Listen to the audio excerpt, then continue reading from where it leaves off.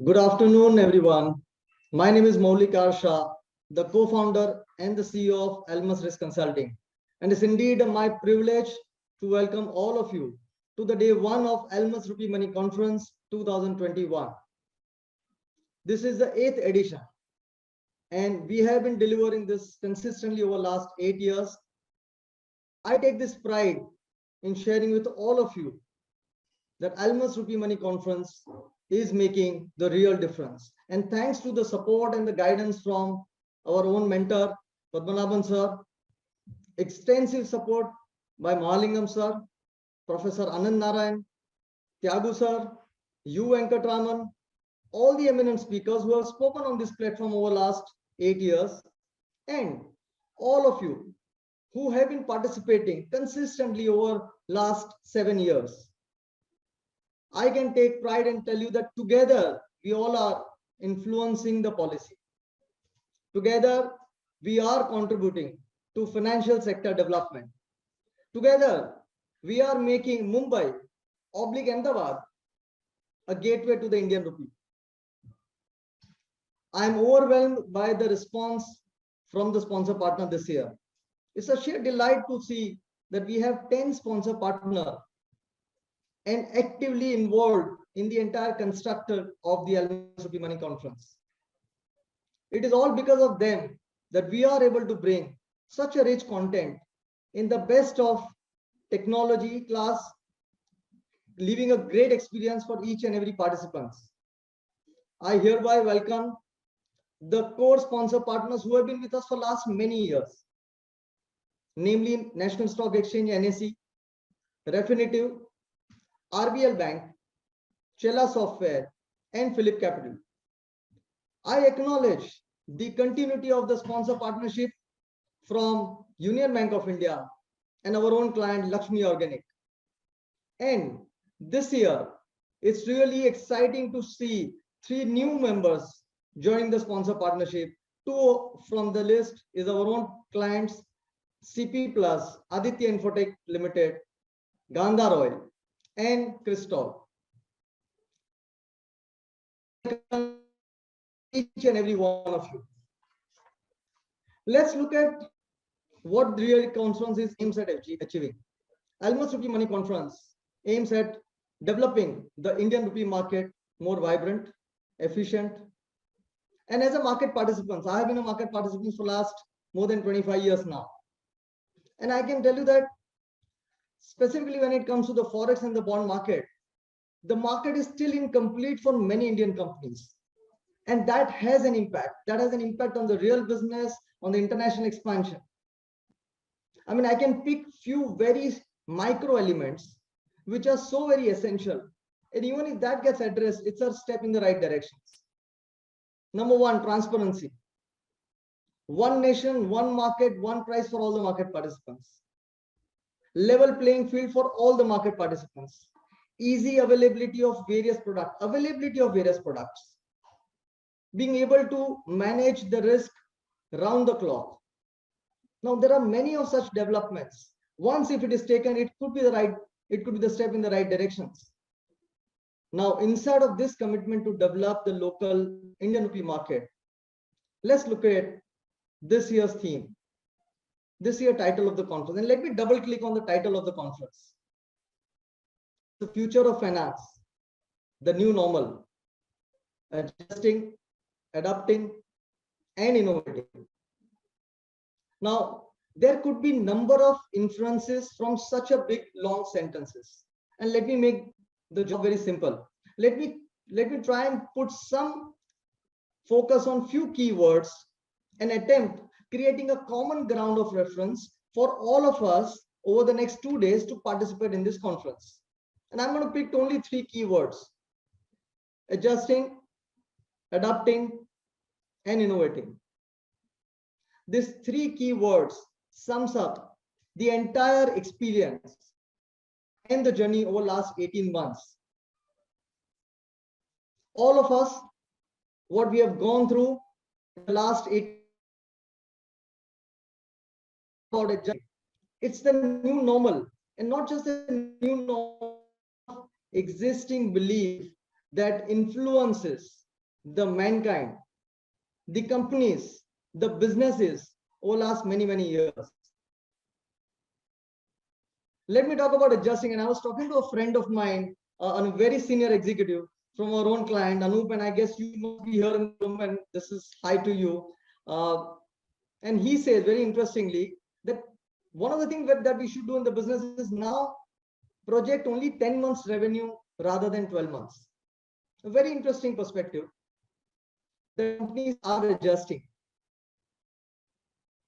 All of us were locked inside the room, inside our home or all home, and we started learning working from home.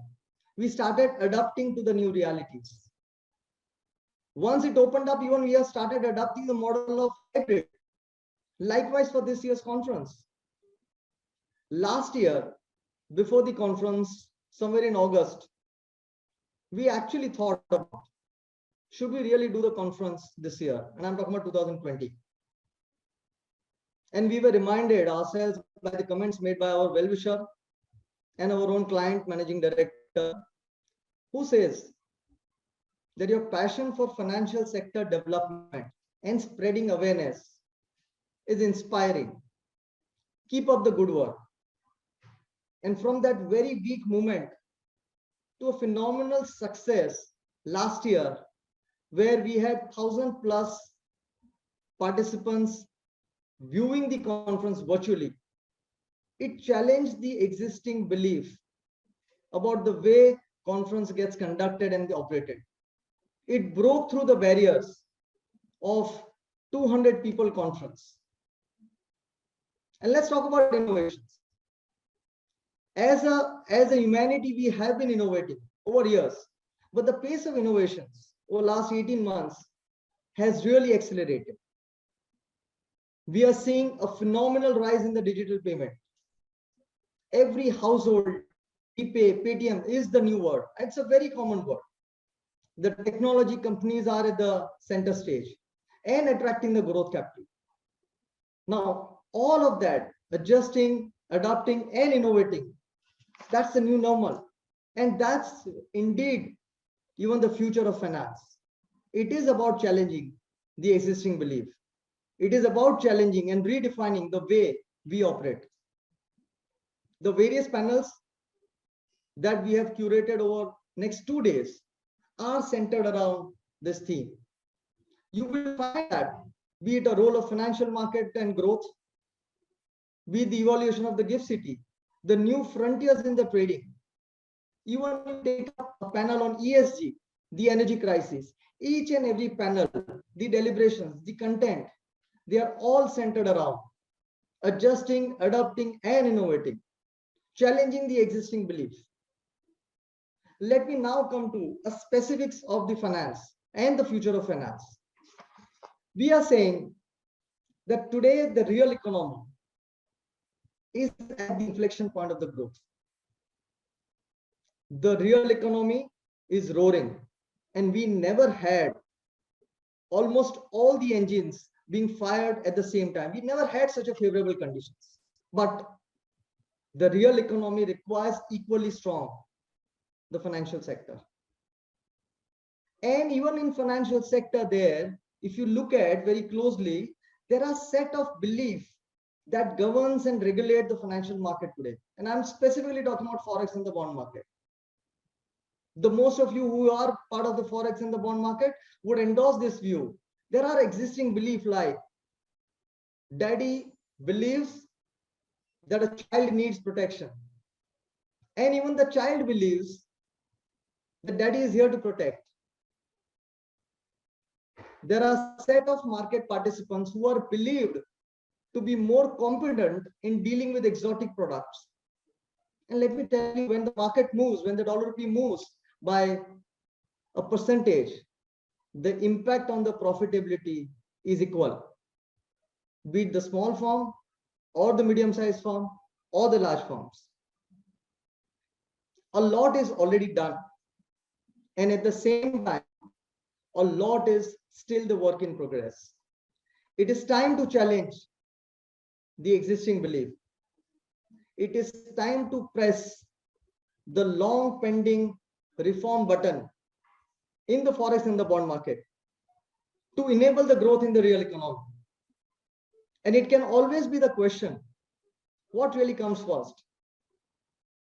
Will the bold regulator take the first step and allow the market participants to mature? Or we wait for the market participants to mature and then the regulator takes the bold step? There is no easy answer. Let the market participants adjust. Let the regulators adapt. And let there be innovations all around. If equity markets can survive the free economy over the last 25 years, so will forex and the bond market. Welcome all of you once again to this 8th edition of Almus Rupee Money Conference. Wishing every one of you an enlightening, participating and engaging conversations over the next 2 days. And at the same time, let me also lastly add a line that my entire team is available here. We have given an assistance number on the help desk. So any point in time during your participation, you need any support, feel free to reach out to us. And thank you all once again and welcome every one of you.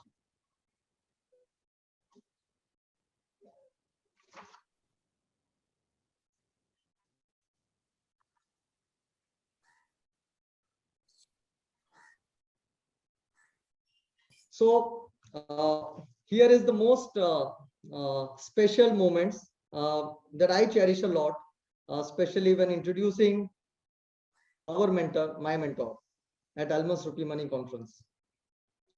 It's my great honor and privilege to introduce Padmanabhan sir, the former chairman Bank of India, the former executive director Reserve Bank of India, the independent director Axis Bank, the senior consultant at the AZB Partners, and a former executive director Reserve Bank of India. A great academician, a visionary, the guide, the mentor. He beats the natural process called aging all the time. He does not have a word retirement in his dictionary. And I can see Padmanabhan sir smiling, and I'm taking that as an endorsement of what I'm saying. His contribution, and I'm specifically using the word, he does not have a word retirement in his dictionary. After the retirement, look at the contribution. His contribution to the payment system is globally recognized by international banks. He is a sportsman, and his responses are at the lightning speed. And let me share one private conversation with your permission, sir. We yesterday supposed to send a mail to Padmanabhan sir at 12, before 12. We missed the deadline and we exceeded almost by 10-15 minutes. At 12:10 or 12:15, Padmanabhan sir sends the message to Bijur, Mr. Bijur, what is the time in your office?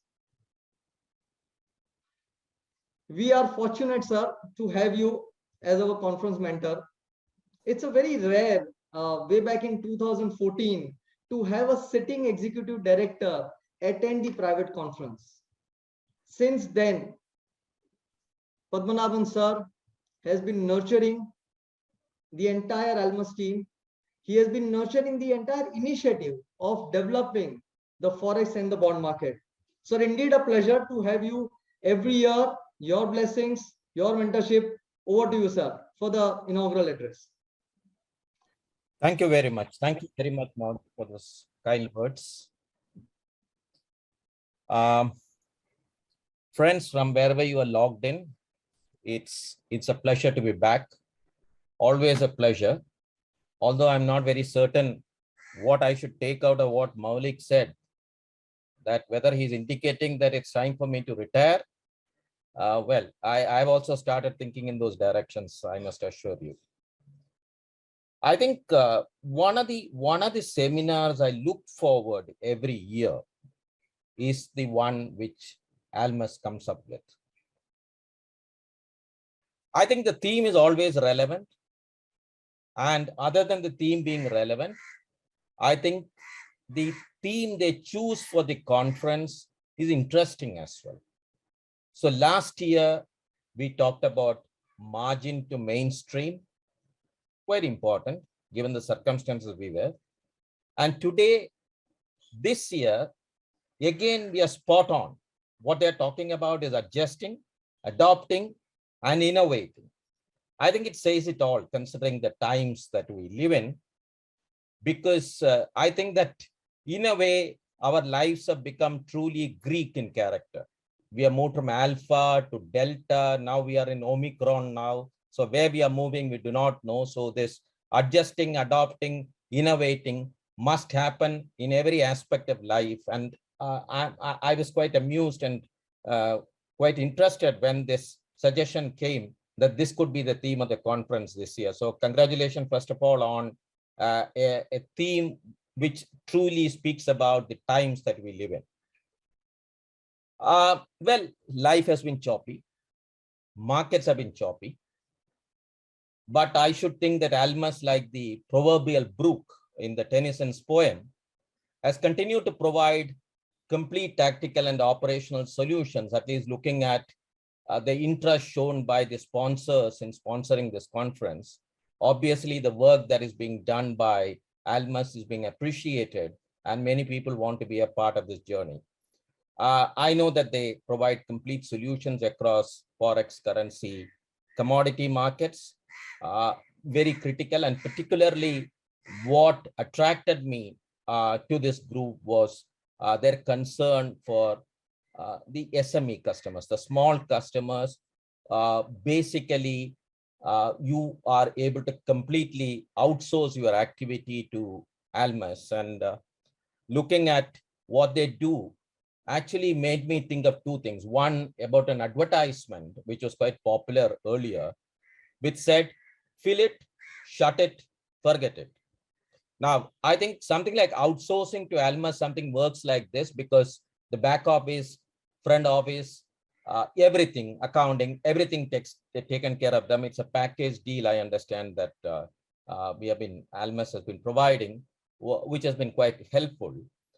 And looking at it a different way, if I apply a little bit of technology to what Almus does, I think Almus is sort of a white labeled treasury. Now, it sounds more modern, and I can perhaps argue that they claim that their aim in white labeling is to help smaller clients from being whitewashed in terms of the rates they get, at least in Forex quotes. Now, I leave it to, I don't want to explain on this further or expand this further. I leave it to your imagination, friends. I think Almus is truly playing this role. But having said that, I should also say that foreign exchange is something which is not very easy. It's a complicated subject to many. Although I'm a little diffident of saying this to the youngsters of today, who could stump me back by asking, are the ways the Forex rates determined as difficult to understand like the rates the cryptocurrencies or bitcoins are priced or traded? I surrender. But on a more serious note, Forex is a tricky subject, even to many financial experts and bankers. I still recall one of my personal experiences in a board discussion in a bank several years ago, when one of the CEO of the bank claimed as a magnum achievement that he had brought down the cost of borrowing by borrowing in Japanese yen. Now, the Japanese yen is a currency which everybody likes, looking at the interest rates that it carried. Now, I asked him innocuously, do you have an yen asset book? He said, no, but interest rates are still minuscule. He persisted.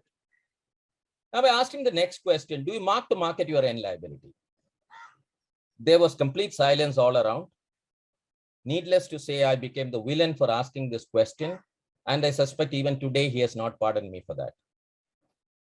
Now, Almus, with his hands-on team monitoring the markets, manages to get the best of rates for their clients by negotiating spreads that banks normally demand. I've been personally witness to many of these issues which happen. And I'm also aware of the fact that officials are very passionate about getting the best rates for their clients.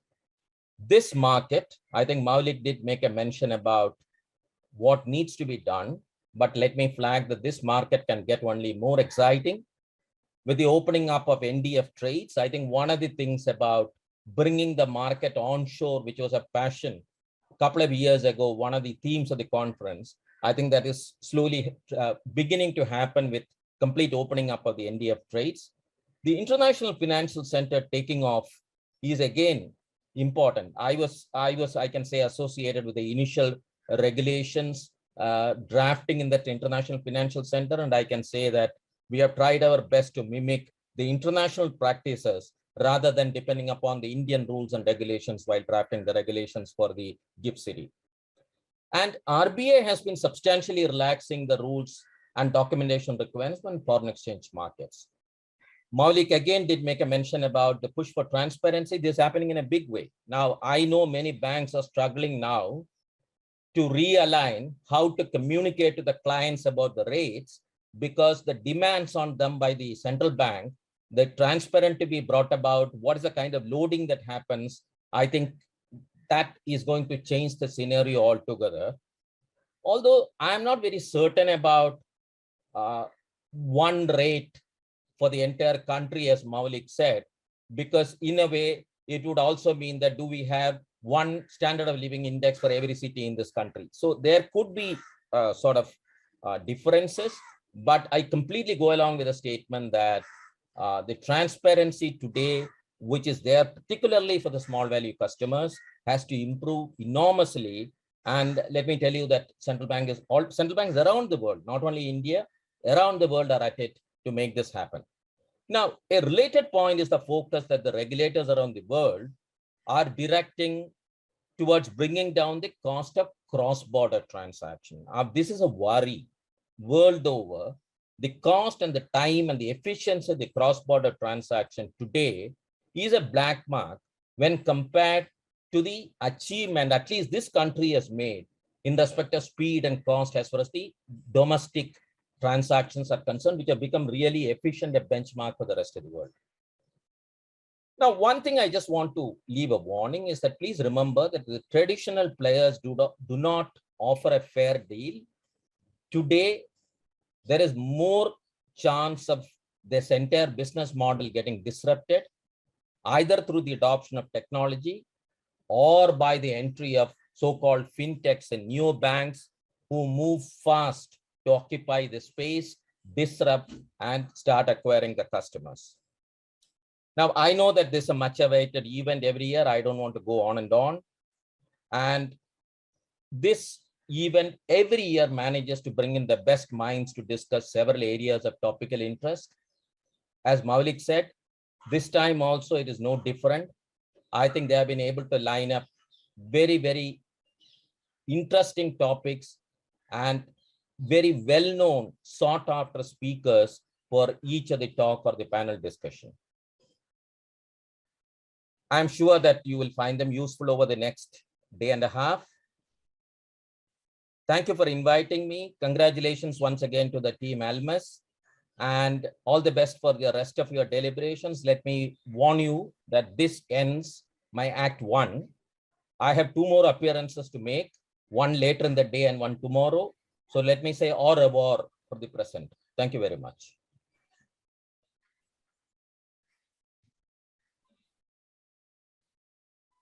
Thank you so much, Padmanabhan sir, for that inaugural address and adding on to setting the context for the next 2 days. And I think hearing someone from who's been at the thick and thin of the entire evolution in the digital payment system, for us, it was indeed a great start of the session. Thank you so much for all the encouraging words that you talked about Almus. In a way, you promoting Almus makes our job much easier. We don't even have to talk about Almus in the entire 2-day conference. So thank you once again, sir, for that lovely introduction and the great inaugural address. Now let me come to the next section, and I'm going to begin this entire 2-day conference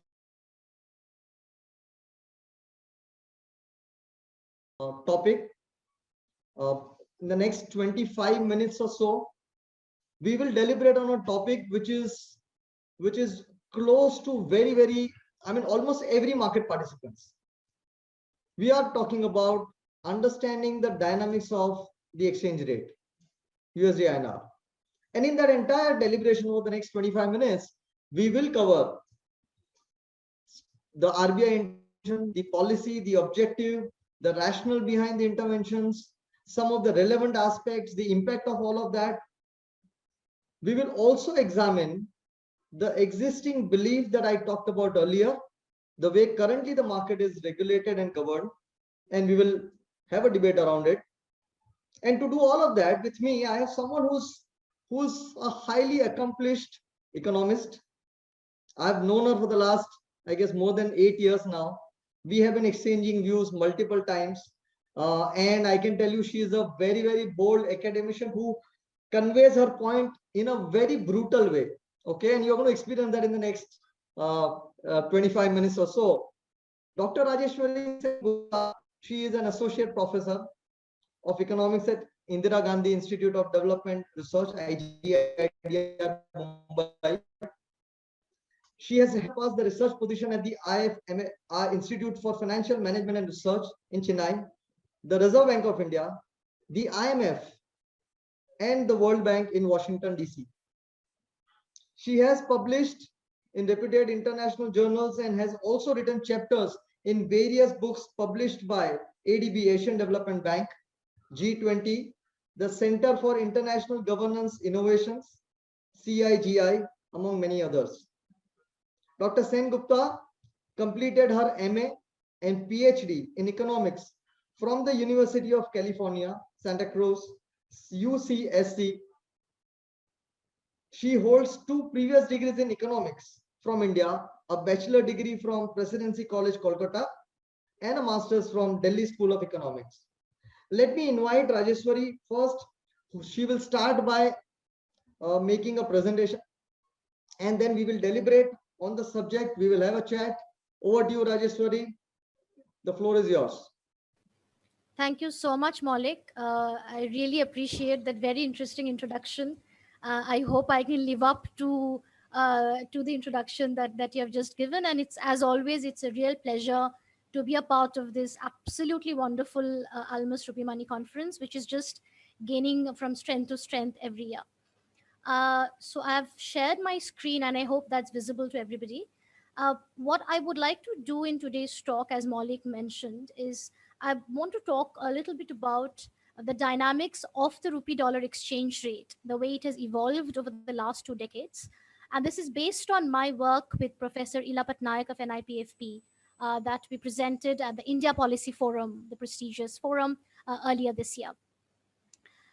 What I want to talk about is what we call, what macroeconomists call the exchange rate regime.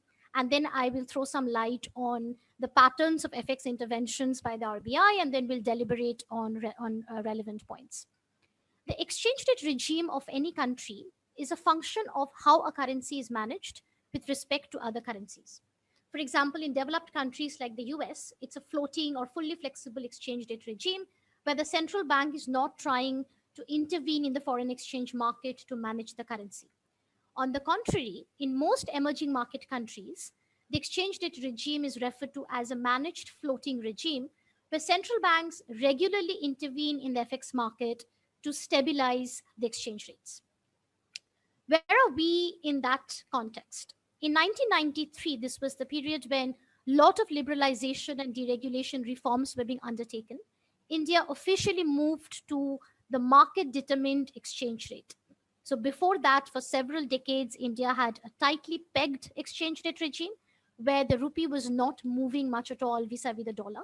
But from early 1990s, the idea was that the rupee dollar exchange rate was going to become market determined. However, the exchange rate regime that is officially announced by a central bank, what is called the sort of de jure exchange rate regime, often differs from the actual regime or the de facto regime.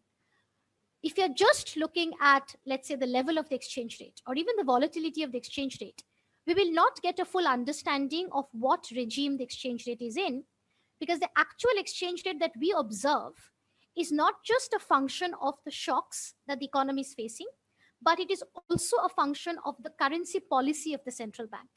And this, as I said, is very specific to emerging countries like India, because in developed or advanced markets, there is no currency policy of central bank. The exchange rate that we observe there is a pure outcome of the shocks experienced by the economies. But in countries like India, there are two things going on simultaneously. The economy is experiencing some shocks, the central bank is responding to those shocks, and the combination of these two is giving the exchange rate that we get to observe.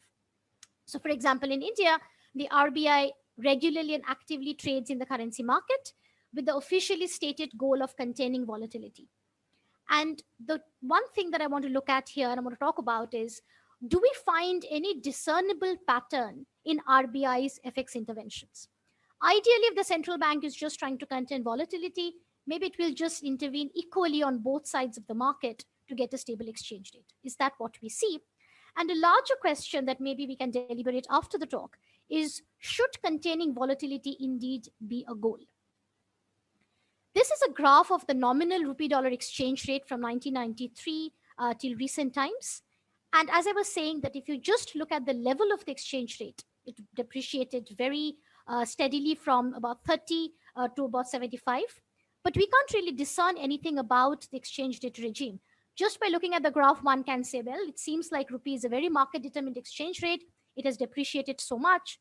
But what we're not understanding is, what's the counterfactual? What would the exchange rate have been if the RBI did not intervene in the currency market? We don't get to see that in this graph, which is why I said simply by looking at the level of the exchange rate for the last 20-25 years, we can't say anything about, is it indeed a market-determined exchange rate? This is a graph of the total sale and purchase of US dollars by the Reserve Bank of India denominated in dollar billions. And what you see is that the blue bar, which is the dollar purchase, just by eyeballing the graph, it seems that the blue is more in number than the red, which is the dollar sales. And we'll come back to this pattern of intervention later. What we have done, as I just said, just by looking at the level of the volatility, we can't really say whether the rupee has indeed been a market-determined exchange rate for the last 2 decades. So what we do is we do a rigorous statistical analysis using data to decipher from the data, can we say anything about the different exchange rate regimes? And we find that indeed it is the case that the rupee has been in as many as 4 distinct exchange rate regimes over the last 20 years. The first regime was from 2000 to 2004, when rupee was very tightly pegged to the dollar. And mind you, this is post-1993 shift to the so-called market-determined exchange rate. Around 2004, Reserve Bank of India was not able to maintain the tight peg to the dollar for reasons we can discuss later. 2004 to 2008, we see it was a relatively less tight peg to the dollar, but still it was very actively managed. 2008 to 2013, this was the period right after the global financial crisis. This was the only regime we find where the RBI does not intervene much in the FX market, and the rupee follows a flexible exchange rate regime. And lastly, the 2013 to 2020, which is the longest regime that we find, including the current pandemic period, we find that once again the rupee has gone back to being relatively more pegged to the dollar. So that gives us a sense that it's not that the rupee has consistently been a market-determined exchange rate. This is a graph of the annualized volatility of the rupee dollar exchange rate across the 4 regimes that I just spoke about. And the blue bars that you see, the vertical bars, demarcate each regime from the other. And on the top, I've also mentioned the average volatility in every sub-period, which is basically the average standard deviation denoted by sigma. What you find is that in the first regime, the volatility is the lowest. As I said, this is when the rupee was tightly pegged to the dollar. The volatility went up slightly in the next regime. It was highest from 2008 to 2013, when rupee became very close to being a fully flexible currency. And once again, from 2013 onwards, the volatility has become much more muted because the RBI is intervening once more very actively in the currency market. To understand a little bit more about the exchange rate regimes, we look at another measure called the exchange market pressure. What the exchange market pressure does is, once again, if we just look at the percentage change of exchange rate, or we see that the currency is depreciating or appreciating, we can't really say anything about what kind of pressure the exchange rate was facing. Because it is highly possible that, let's say, the pressure on the exchange rate was to appreciate because of incoming capital inflows, but the central bank ended up intervening so much in the currency market by buying reserves and selling rupees, so to speak, that the currency ended up depreciating, right? So what we see is a depreciation, but actual pressure faced by the exchange rate was one of appreciation. So to get a little bit more thorough understanding, we quantify exchange market pressure, and then we try to understand whenever there was an exchange market pressure, whether the RBI tried to resist it through foreign exchange intervention, or was this pressure relieved through exchange rate change. And the pressure that the exchange rate faces and the manner in which the central bank deals with it gives us an even more thorough understanding of the rupee dollar exchange rate regime. So we have computed the share of this EMP that is absorbed either through FX intervention or the share of EMP that is relieved through exchange rate change. So this is a graph of the EMP index and is denominated in percentage change. A negative value of the EMP means there was a pressure on the currency to appreciate, and a positive means there was a pressure on the currency to depreciate. And for each of these exchange rate regimes denoted by the blue vertical bars, I have noted once again the average EMP on the top. So what you see that for almost all three of the four regimes, barring that post-GFC 2008 crisis period, the average EMP was negative, meaning that by and large, there was a pressure on the currency to appreciate. Except for the 2008 to 13 period, the average pressure on the exchange rate was to depreciate, which was primarily because the Indian economy was experiencing a lot of capital outflows in the aftermath of the crisis. This shows that when we plot the change in the exchange rate, the percentage change in the exchange rate vis-a-vis the EMP, what do we see? We see that once again in those three regimes, regime 1, 2, and 4, the exchange rate wasn't moving much in response to the EMP. In regime 3, there was a lot of movement of the exchange rate because, as I said, this is when the rupee was freely floating. So this sort of corroborates our earlier finding that yes, there are indeed these four distinct regimes. Very quickly, some of the numbers, and the reason this is interesting is when we come to the fourth regime, you'll understand. So in the first regime, the pressure on the currency was on average to appreciate by about 1.9%. These are in percentages. But the actual change in exchange rate was very, very small.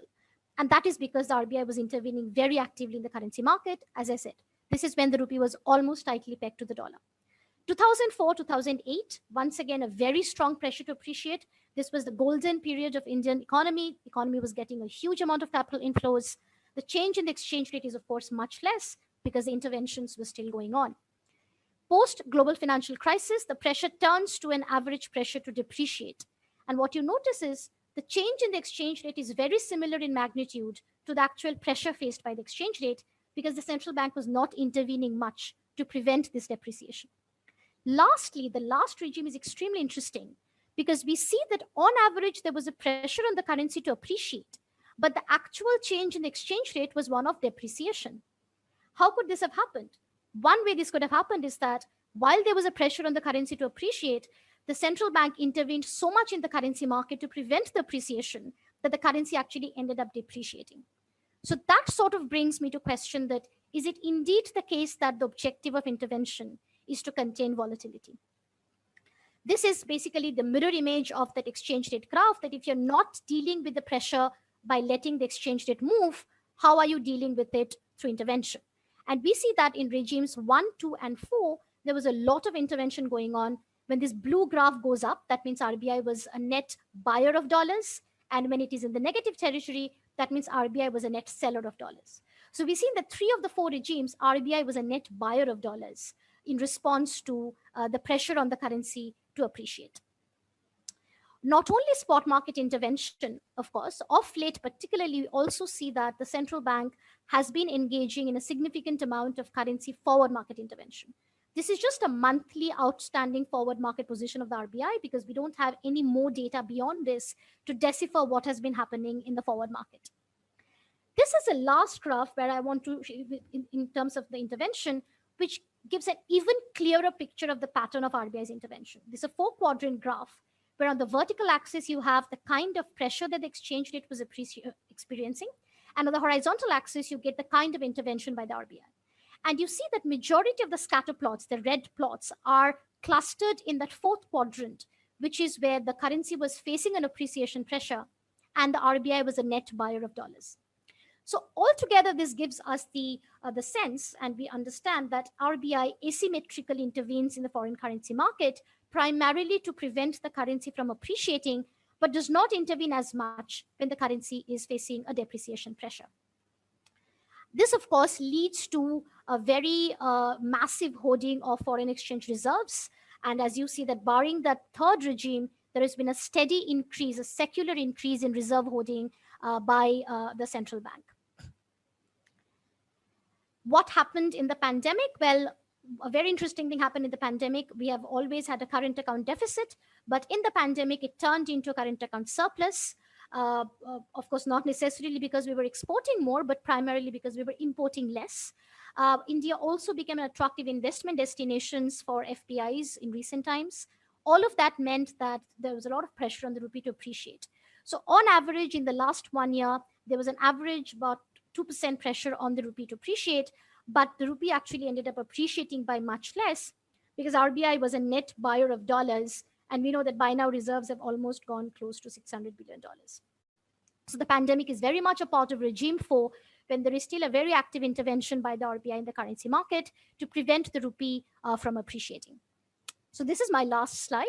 What we find is that despite the shift to a market-determined exchange rate in 1993, the rupee-dollar exchange rate has actually experienced 4 different regimes, but 3 of them are quite similar because there was a pressure on the rupee to appreciate and the RBI was intervening to prevent the depreciation. There was only one period which was a freely floating regime. And by and large, we find that RBI's FX interventions have mostly been asymmetric to try and prevent an appreciation and a much more hands-off approach when it comes to a currency depreciation. So with that, I would end my slideshow. And now, Maulik, over to you. Thank you. A very, very interesting data set, Rajeswari, and quite an insight more objectively rather than looking at an experiential level or the emotional based conclusions. Very, very objective driven. I'm trying to decode some of the points that you mentioned. Before I do that, here is for all the participants. For the next 10, 20, 15 minutes on the topic, if you have any questions, do put it up on the Q&A button. You have it there in front of your screen. Feel free to put up any questions. We will pick it up and put it up to the speaker. So please do it. And in the meantime, I have a few questions and I have something to decode. So Rajeswari, you talked about first RBI official goal as containing volatility. And then the question that you asked, should it be the goal? I'll come to that point later. But before that, you made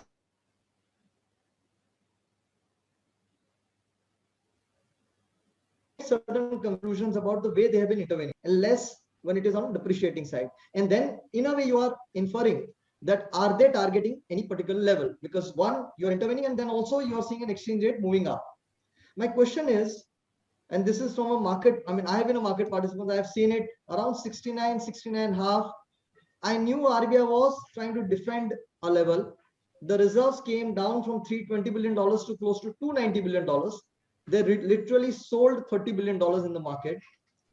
Is it really a question of an ability to intervene when it is depreciating or an intent?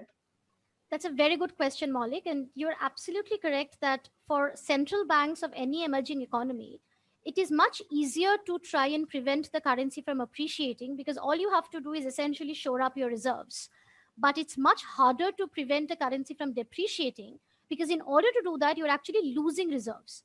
And depending upon the depreciation pressure, you can lose reserves very fast. So for example, post-2008 crisis, if I remember correctly, there was one single day when the RBI was losing $6 to $7 billion, which is a very, very heavy magnitude.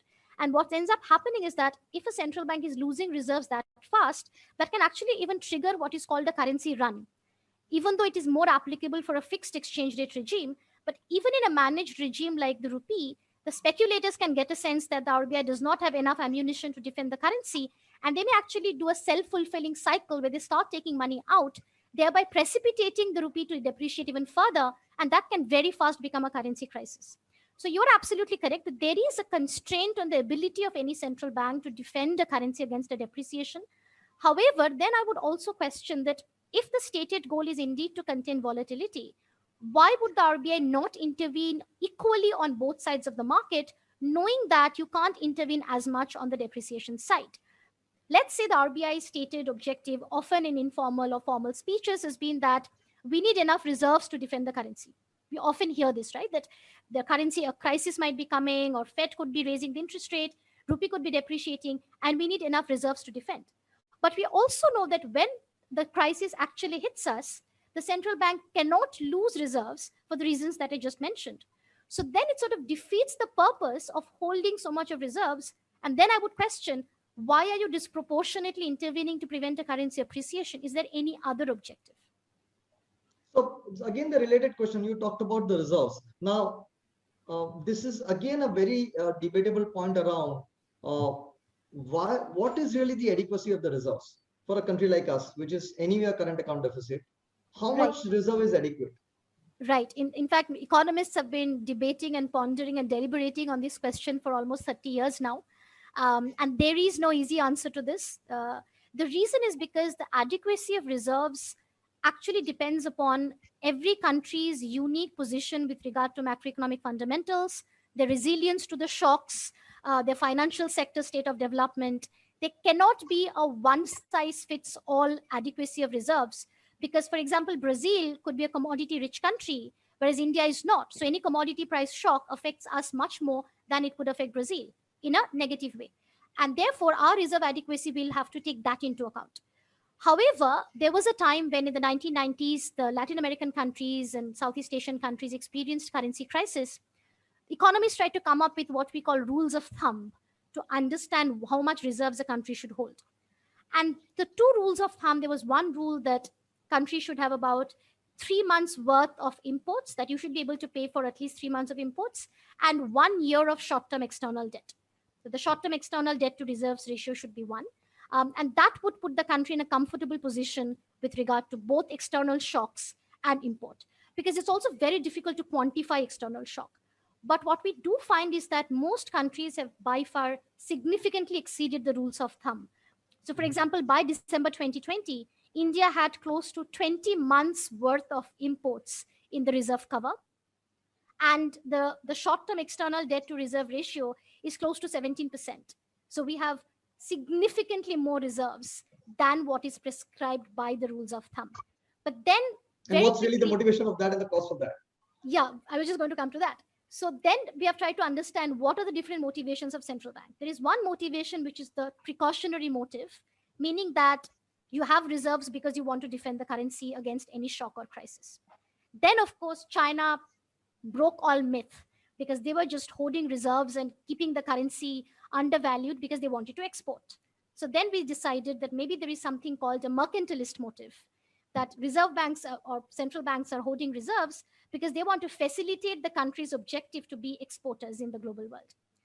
But we see that maybe it's a combination of both. But today there is also another third objective, which is basically similar to keeping up with the Joneses.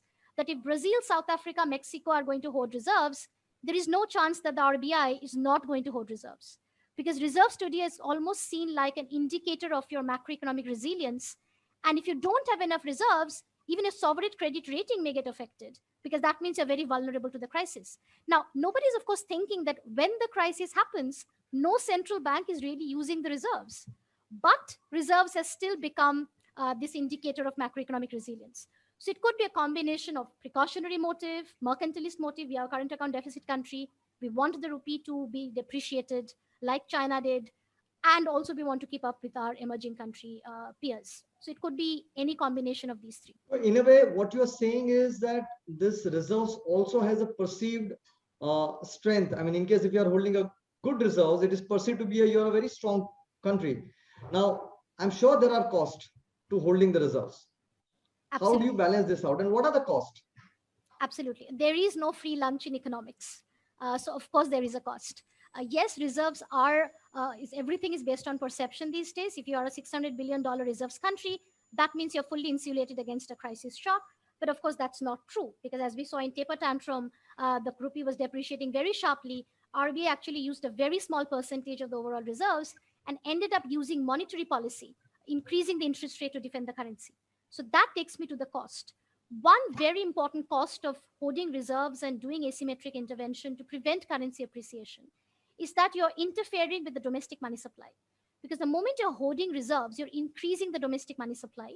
And if you're not sterilizing that by selling equal amount of government bonds, you are creating inflationary pressures in the economy. Now, for an inflation targeting central bank like the RBI, this is a conflicting objective. Because on one hand, you're supposed to be keeping a control on inflation. On the other hand, because you're intervening and if you're not sterilizing, you are actually increasing domestic money supply, which can fuel inflation. So that is definitely a cost which is connected to the whole impossible trilemma trade-off.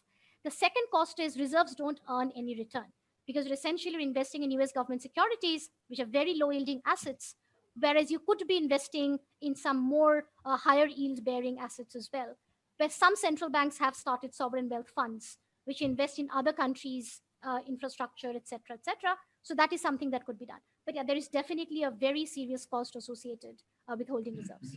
And I think from the cost angle that you explained, that one of the reason it explains in one of your slides that you talked about the forward market interventions. I mean, if you shift your intervention from a spot market to the forward market, in the process, you are reducing, I mean, you're not really impacting the local rupee liquidity. And at the same time, it has a counterproductive effect because then you are increasing the forward premium.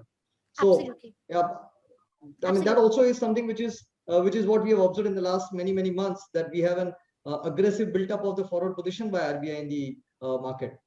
Exactly, Maulik. In fact, very good point that you picked on this. That the reason I put that graph, and because I don't have any other information on RBI's forward market position, is that we have seen that over the last 3-4 years, in fact, the RBI's forward market position has increased quite a bit, which is possibly something they are doing because they don't want to be in a position of sterilizing spot market intervention, because sterilizing spot market intervention has a fiscal cost. You have to use government bonds, which means government has to pay interest on that. And we already know our government has a very high fiscal deficit problem. So if you want to avoid that, then forward intervention is sort of a shield against it. But that again is not a free lunch, because forward intervention, first of all, you don't know what the central bank is actually doing. At least with spot intervention, there's transparency. With forward intervention, is complete opacity. You don't know what kind of forward contracts they're getting into, when they're getting rolled over. At some point, it's still going to hit the spot market because the contracts are going to get settled. What is the impact on the reserves at that point of time?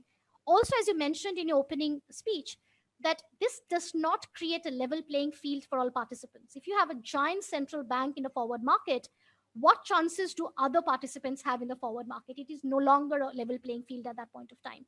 And the lack of transparency, it's a black hole. So there are many, and I will also question that trading in the derivatives market, does a central bank really have the requisite skill to do that kind of a trading? So I would definitely question all of that. So as we are speaking, Rajeswari, we have very interesting questions and pointers coming from the participants. I'll read out quickly. Mr. Suresh Chandanani, ma'am, can you share how you have arrived at the 4 phases of post-1993? Is the same shared by RBI? I'll take the second question first. No, the same is not shared by the RBI. Okay. And I don't think the RBI would be particularly happy with this characterization either. But that is the data, and that is the method, and that is the fact.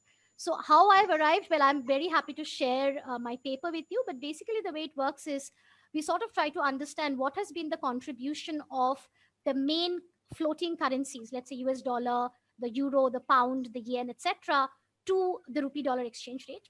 And then by looking at the contribution, we try to understand, are they really contributing a very high percentage of the variation in the rupee, or is the rupee on its own? And we find that for majority of the period, the dollar is explaining most of the variation in the rupee, which basically means that the Reserve Bank is trying to peg the rupee vis-a-vis the dollar. And it has only been on its own for that one regime of 2008 to 2013. That's another question I'll quickly read out, and I'm just seeing the questions are pouring in. So I'm going to be quick on putting it across. Is it possible, this is from Manav Mehta, is it possible to defend a large currency like Indian rupee by the rule of thumb? Something that you talked about. No, see, as I said, the rule of thumb was devised in the late 1990s because country after country, Latin America and Southeast Asia, were facing currency crisis. They started to panic and they started to hoard reserves. And at that point of time, hoarding reserves was a very new phenomenon. And I'm talking about 1997, 98. So economists had to come up with some kind of an adequacy measure to tell the countries that, don't go overboard with it. And this was the rule of thumb. That's why they call rule of thumb. There is no theoretical basis to it. But of course, for a very complex country like India, rule of thumb may not always work. Right. I have my own questions, and this is on the first point that I mentioned about the containing volatility. I mean, you said that should that be really a goal? And my counter question is that, when you look at the foreign investors' perception to a economy and the currency, they always prefer a stable currency. So, what is so harm in stating even that containing volatility as a objective? So I would say, Maulik, is not only foreign investors. I think even domestic investors like a stable currency. Um, and I would start, and this is a question right after my heart because I love this question. The most stable currency in the world is the, let's say, the dollar euro exchange rate. How much does the US Fed intervene in the currency market? I don't remember when was the last time the Fed intervened. So intervention in foreign currency market to stabilize the exchange rate is not the right way to go about it. If you want a stable exchange rate, you let the currency float and open up the capital account. That's the holy grail to aspire towards. Now coming to India, what happens when the RBI is trying to contain volatility? Maybe it's giving us some stability for a period of time, but it's also spoiling us massively. Exactly what you mentioned again in the opening speech about daddy caring for the child and the child getting used to it, which means the child never really learns how to fend for himself or herself. So if we are telling a company that go out there and borrow in dollars, but don't worry about currency fluctuations because I'll be there to protect you, that company will say, I am never going to incur the cost to hedge my risk because you are going to be protecting me. Which means A, the company is never going to learn how to hedge the risk. B, the market will never have the incentive to develop hedging products, which we all desperately need in order to aspire towards a $5 trillion economy. There is no, people think that $5 trillion economy will happen through investment, but finance is the brain of the economy and the backbone of every business. So unless you fix the financial market and particularly the currency market, you're not going to go to the $5 trillion goal. So by containing volatility, RBI is creating this false illusion of a very protected market, similar to sort of what we had in pre 1993 in international trade. We had a very highly protected trade environment, but did our companies develop the requisite skills needed to compete with the foreign manufacturers, or did they do R&D? Did they innovate? No, we all know what happened. So likewise, if you continue to be in a sheltered market for long, you're basically not going to give the market a chance to fend for itself. So that's in fact, some of the things that you said, Rajeswari, I would really love to repeat the whole of it because that connects so very well to the theme of the conference. There are certain set of beliefs with which we are operating. Even regulators may have a fear. Like you said, you open up the market and maybe who knows, actual volatility may be much less than what it is. So, and especially for a high yielding currency like rupee, the more volatility reduction measures that you take, it creates a lot of complacency. And like, as you rightly said, it does not allow market to develop on its own. In fact, Maulik, You're, I'll say that you asked the question, should it be the regulator first or the market first? I'll go one step ahead and say it should be the market first because the regulator will never take the first step. Once the regulator is in this and knows that it is able to intervene and give a stable currency promise to the participants, it is never going to vacate the space. The market participants have to be thrown into the deep side of the pool. And yes, you have to adapt. Like you said, we have all adapted to the pandemic.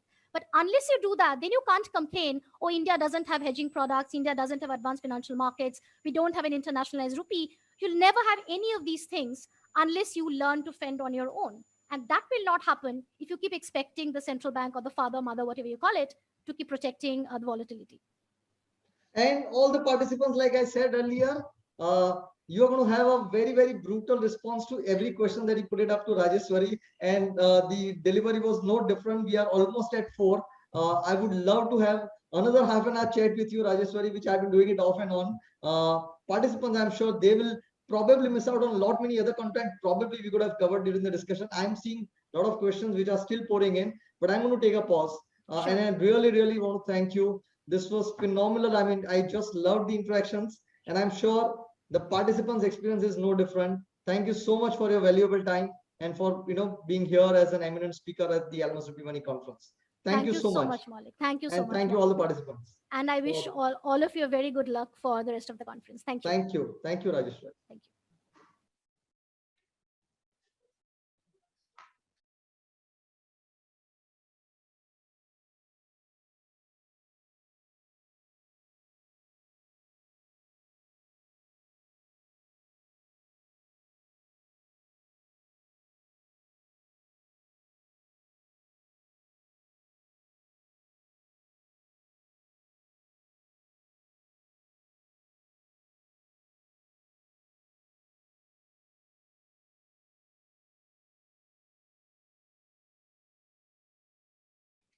Good afternoon to all the participants in our annual Rupee Money Conference. I am Venkatesh Viju, Chief Strategy Officer at Almus.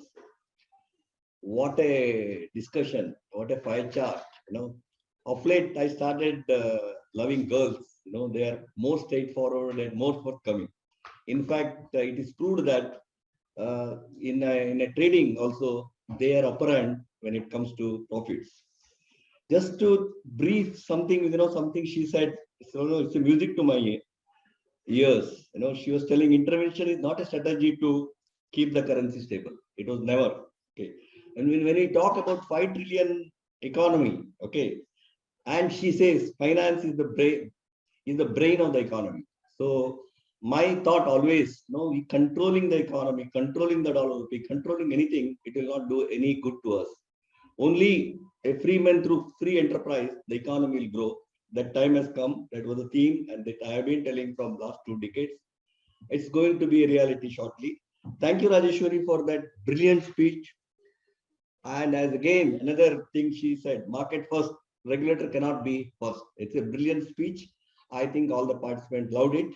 Now I am introducing another interesting panel, that is the evolution of Gift City, the future of global financial center.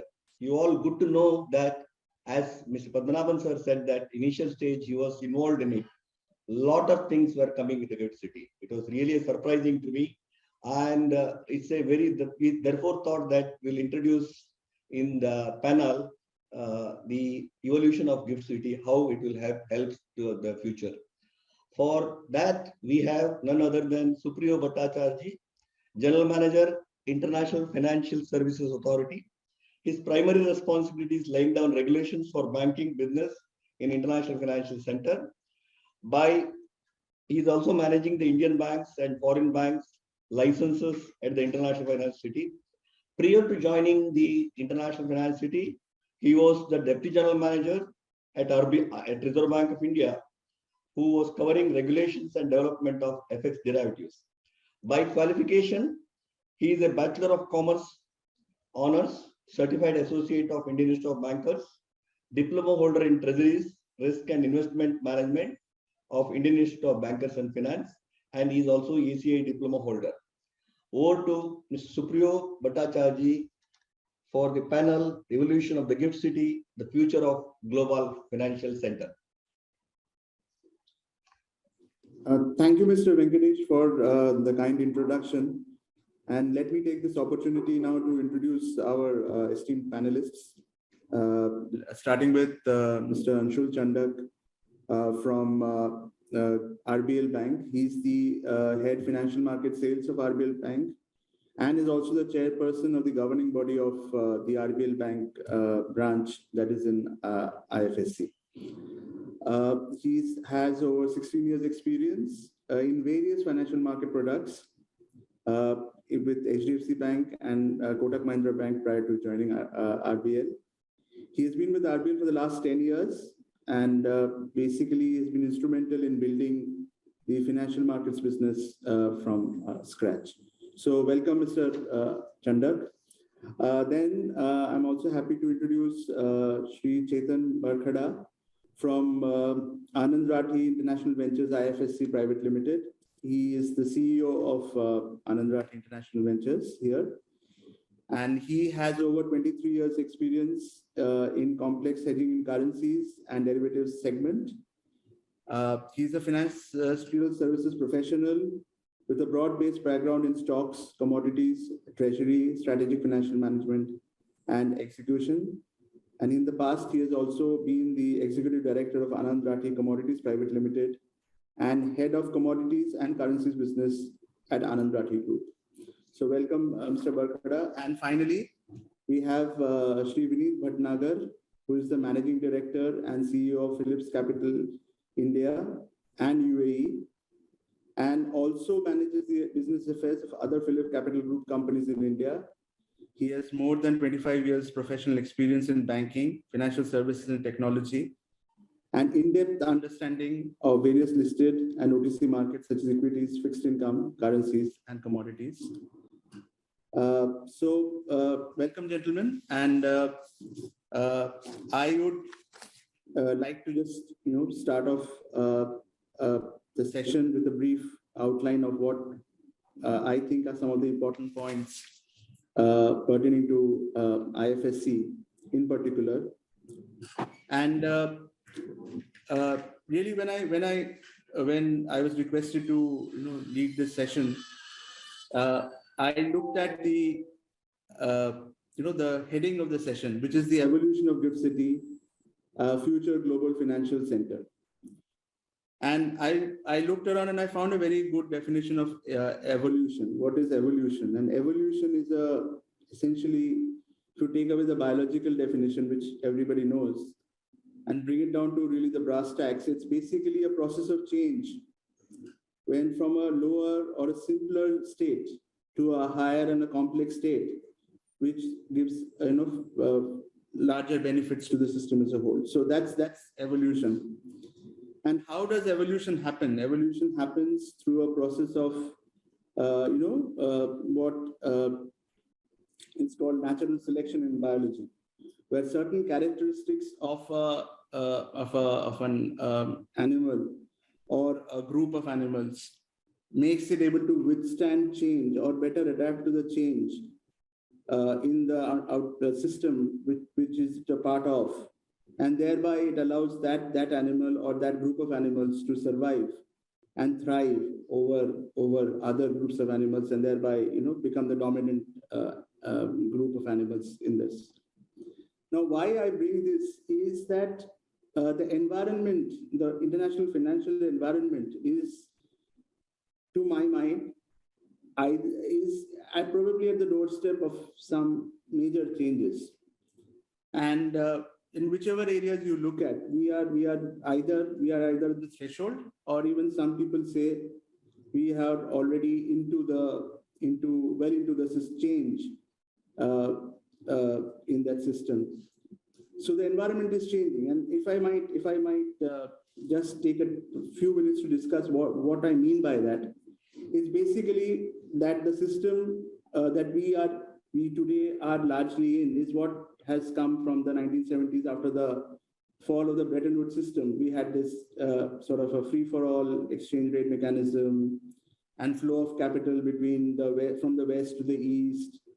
And all these things we have been comfortable with. There have been disruptions, but broadly the system has maintained itself over time.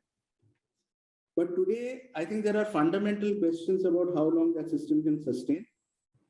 The future of the US dollar, the future of the US as the largest economy in the world, the rise of China in one aspect, and then you have the other aspect of the fundamental questions about what is money, what is finance, what is money, the question of crypto assets, cryptocurrency. So all this, to my mind, tells me that the environment that we have had for the last 30, 35 years, or even longer, I mean, it's more like 40 years, 40, 45 years, probably the next 40, 45 years, or even if you next 20 years, will probably be totally different or largely different from what we have seen for the last 40 years.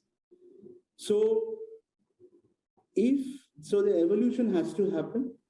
The environment will make us evolve, or if we don't evolve, we will not be able to survive. So in that context, IFSC as an idea starts with certain advantages as well as disadvantages. The disadvantages are obviously known, that we are trying to do what Singapore or other places started doing 25 years back. So we have that lag where we are now trying to do certain things which others have already done with various degrees of success. But if you turn that around, that is also a source of advantage for us, because many of we are flexible. We are not hard-coded. Our operations, our regulations have the capacity to adjust and acclimatize to various other possibilities in financial markets, whether it be how the transactions are settled, what kind of assets are used to collateralize transactions, and even the various forms of assets that can be issued. So I think therefore that IFSCA and IFSC as a jurisdiction, although there is a long way to go, there is no doubt about that. But we start with certain the fact that we are a small jurisdiction which just started, and by started I mean I would really say that the start of IFSC is from the formation of IFSCA, where it had only one goal, rather than the existing regulators trying to make time for setting this up. There, I think we are now in a position where we are able to take the best out of the international best practice and try to fit that in within our system of laws and regulations and how the things are done in India. So there is this exchange of information that is going to happen over time between how transactions are done internationally, how transactions are done in India. And IFSC, to my mind, can be a very important bridge between the two, and try to get those ways of doing business into India, apart from the other advantages like capital flows, which the speakers will talk about. So just to leave, before I stop and ask the panelists a few queries on their areas, I would just like to throw, again, continuing the theme of how people adopt, how people adapt to the changing environment. So there are two types of adaptations. This is a biological adaptation, where you change your bodily function, like for example, people have higher altitudes. People who live in higher altitudes are able to withstand the fact that the oxygen there is less, whereas the people living in the ground level or the sea level will have trouble adapting to that. So that's one kind of adaptation. And then there is the behavioral adaptation, that how you go around on a daily basis, that adaptation. So in the context of IFSC, biological adaptation for me, for IFSC, would be basically in one sentence that allowing transactions which are not allowed in India or not allowed to be happening in India, can they be allowed out of IFSC? So that to me would be a biological adaptation of IFSC. For example, we are all very eagerly waiting for the crypto assets bill, right? Why not think of IFSC as a ground for where crypto assets can be listed or traded and securely, because so that is one area where a biological adaptation, where you change the bodily function and allow functions which are not permitted in India to happen here.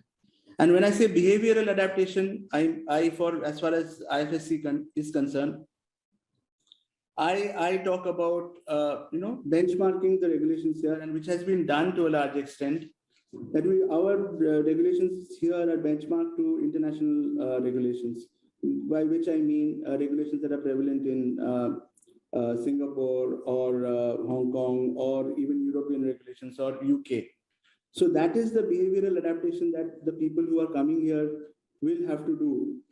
So hopefully, our hope is that with these two kinds of adaptation processes, we will be able to, not only deal with the current environment, but also going forward, adapt to the new environment that probably is very, very close at hand.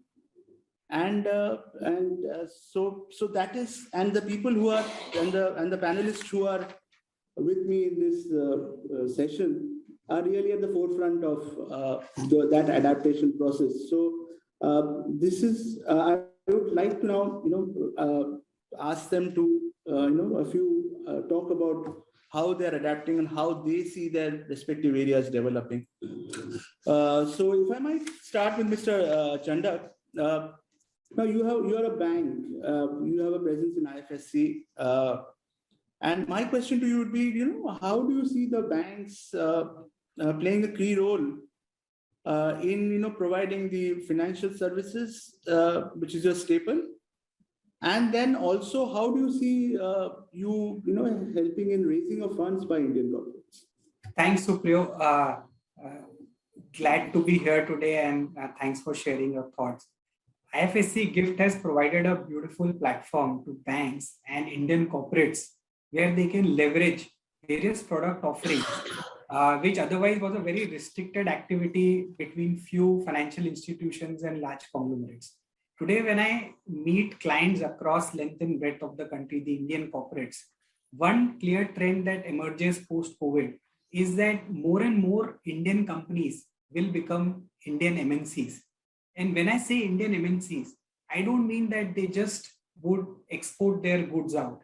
What I mean is they would look to manufacture goods outside India, would look to trade goods outside India. And for that, when they will set subsidiaries outside India, I think banks like us who are present in GIFT have a platform to give these products, which will help them with their liquidity and funding solutions. So whether it is for their long-term requirements or short-term requirements, working capital, fund-based, non-fund-based, there are a plethora of products that have been allowed by IFSCA, which will be offered to these companies, which will help them grow on their global footprint. Also on the onshore front, a lot of clients in terms of trade financing solutions on ECBs, on bias credit, are few things which they can avail and benefit out of the gift setups of the banks. Also, if you look at today, a lot of MNCs which are present in India and have been around for many years, look to have a more holistic approach and relationship with their bankers. And that's where we can go to their home country and today and help them with their liquidity situation. And today, I must compliment IFSC and GIFT officials for being very proactive and flexible and giving a lot of enablers to banks like ours, like income tax holidays for 10 years, no custom duty, GST, lower MAT, which has brought this whole solution very cost effective. Also, traditionally, what banks would typically do is that borrow from money market and lend it to the corporates. Today, there are several other mechanisms that IFSCA has opened up for the banks to raise funds. Just to give an example, deposits to be taken from non-resident Indians. Today, just to bring some context on numbers, approximately 90 lakh crore worth deposits non-resident Indians hold outside India. Even if a fraction of that amount moves to the banks present in the gift city, can create huge amount of liquidity at a cost which will be far lower than what it is today. This is a huge avenue and eventually lower cost, meaning corporates will benefit as these benefits will pass to them when we lend. The other window that has been opened is this Indian residents, high net worth individuals who under LRS route can also open account with gifts. Of course, there are some minor regulatory challenges that we are still ironing out. But once this opens, today a lot of, we've seen this market growing 35-40% compounded for last 5-6 years and is as big as $20 billion as latest as last year. A lot of this money is being parked by the resident Indians in their accounts in US, which is a very expensive affair today for them to run these accounts locally there. So if these funds can also be parked with the banks at IFSC GIFT, again will give banks liquidity in the form which will again create low cost of funds and overall system will benefit. So these are few very interesting things which we believe that we will work with our corporate clients as well as individual clients in India to scale up the whole setup that we have at GIFT. Thanks, thanks, Mr. Chandak, for that comprehensive reply on what banks are looking forward to provide out of IFSC. If I might move to Mr. Bhatnagar, PhillipCapital has already operations in 15 countries. in Asia and around the world. So you've already opened a branch in IFSC. So what made you? What are the opportunities that you perceive going forward? And I think your basic focus areas are in the areas of global market access, portfolio management, and AIFs. So how do you how probably, I mean, the question probably is that how have you justified opening a branch here, and what kind of opportunities do you foresee? Thanks, Supriyo, for the question, and I'm happy to be a part of this discussion. Yeah, you're right that we are a multinational. We obviously therefore have a multi-country presence. If you look at it, the justification to become a domestic player in India, which is about 20 years ago, was clearly based on the appeal of the domestic market itself, both from the local players and from the foreign players who are interested in Indian markets. So by incorporating our business in Mumbai, we were able to tap both the potentials, right? But the larger, the larger integration of the market would obviously come about when we are able to integrate India and the rest of the market slightly more tightly, which is exactly what GIFT and through the recent, single regulator regime of IFSC provides. So it was actually a no-brainer for us sitting in Bombay as a domestic, financial services house when guidelines started coming about for Gandhinagar, GIFT City, IFSCA. It was easy for us to look at this as an opportunity to look at one, integration, another, buffering. So the point that you were making earlier, Supriyo, is so much apt. India has been a regulated financial market for at least 3 decades, right? And the market is developed organically in a particular fashion. So to expect a big bang change, for a country like India and for the regulators, the onshore regulators in India was always a challenge. It is not the same as Singapore, right? Which is what Singapore did 30 years ago. It is also not the same as China and Hong Kong, which is a 2-country policy, right? For India, we had to come up with a regime or a solution which allowed an ability to integrate both inbound and outbound.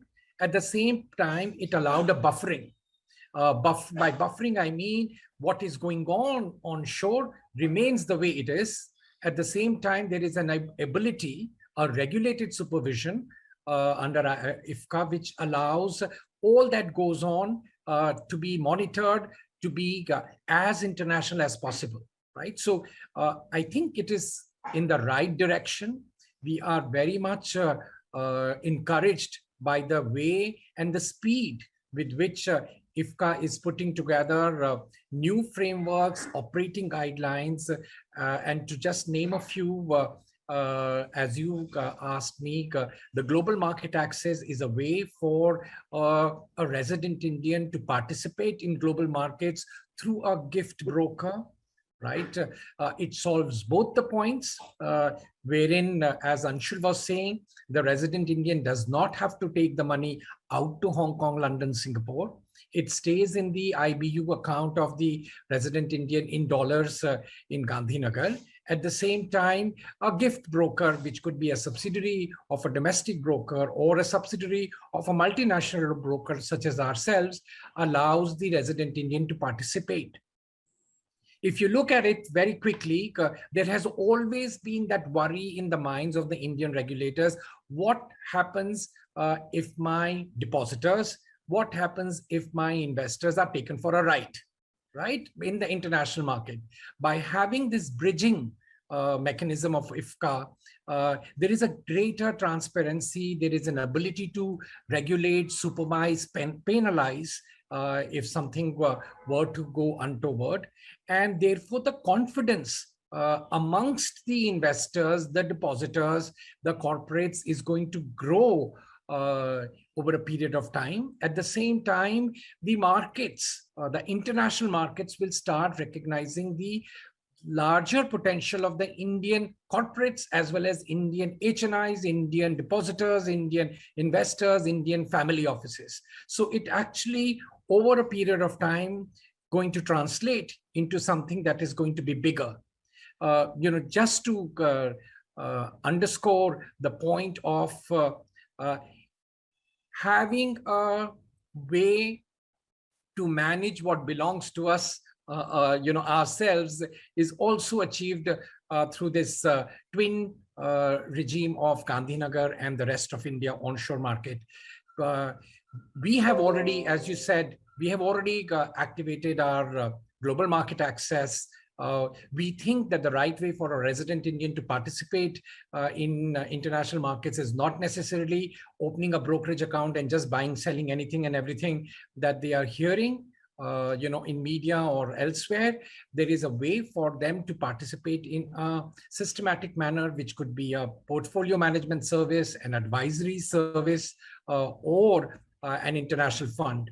The international fund that actually we are looking at is an inbound activity, which as many of us have understood now, compares and puts Gandhinagar regime on the same level playing field, such as a Mauritius or a Cyprus or any other so-called preferred destinations to route money into India. But now that it is in Gandhinagar, it is that much more easy for us or for many other domestic brokers to have business of substance.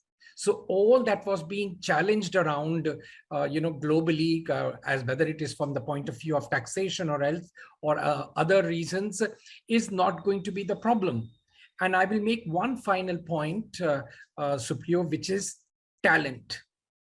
The challenge of many of the other tax haven has always been the lack of talent pool. Right? Whether it is a single island country or it is even some of the new international regimes that have come about. Gandhinagar, in that respect and in a very contrasting manner, actually allows us to tap the talent pool of India, the domestic market. Right? So financial professionals, bankers, intermediaries, all of the compliance individuals, technology individuals, all of it is available just at a stone's throw away for us to tap into. I mean, we have a subsidiary in Dubai, PhillipCapital India. The challenge that we have is about the available resource pool, right? And therefore, the excitement is larger and bigger for us that we have the market, we have the talent, and we now have the regime. Thank you. Thanks, Mr. Bhatnagar. And yeah, I mean, if I might add, we are also working on how to make it easier for people to come here and work.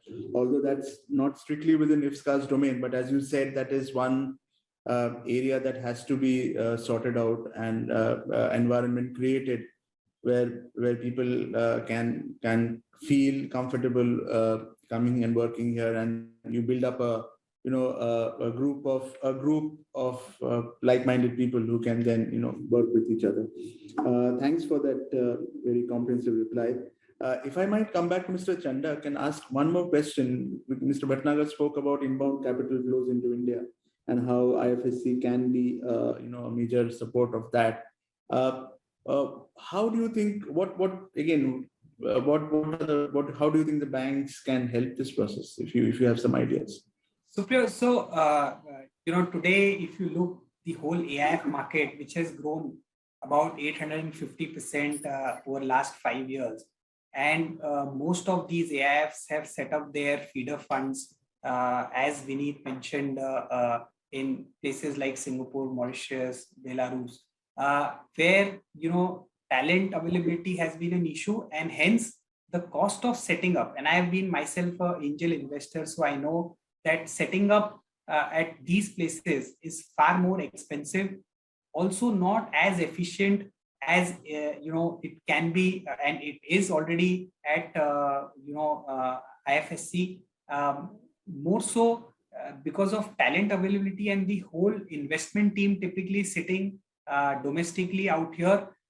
It becomes even more easier given the geographical advantage that IFSC has. So, and finally, the cost at which the banks can do the custodian services and the account services at IFSC will be far more efficient, which eventually will lead to better returns for the investors as well. So that's the role I see banks playing in this whole capital influx that our country is seeing. Thanks for that comment. Mr. Bharkhada, if I might come to you, the purpose of Anand Rathi International, as you say, is to facilitate centralized access to trading in US dollar, in equities, indices, commodities, currency derivatives market out of IFSC. And can you help us by giving a brief roadmap of how you seek to achieve this, and what kind of support do you expect in terms of regulatory from the regulator and the policymakers to support your roadmap? Thank you, Supriyo, for giving me this opportunity to be a part of this discussion. And thanks for your question. Now, as we are a brokerage house from in India, so always to expand globally, no doubt we have office in Dubai, but we were in a position to sell only a product, being a rep office in Dubai, which has been produced by Indian company.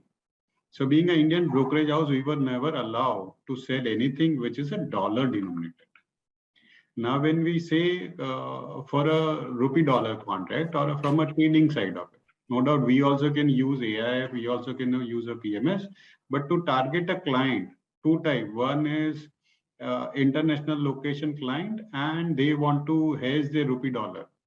So, or an NRI who remits a fund and he wants to hedge. So in Indian market, NRI were not allowed to trade in a rupee dollar previously. But when they are even allowed to trade, what they have to do is they have to remit a fund, NRO account, derivative, trade, pay tax, and take money back. So it is a long process. And as you understand in NRO, you are not allowed to repatriate money in a full, everything. But no doubt with approval, you can do it. But with the help of GIFT City, now what happens is they give margin in a dollar term.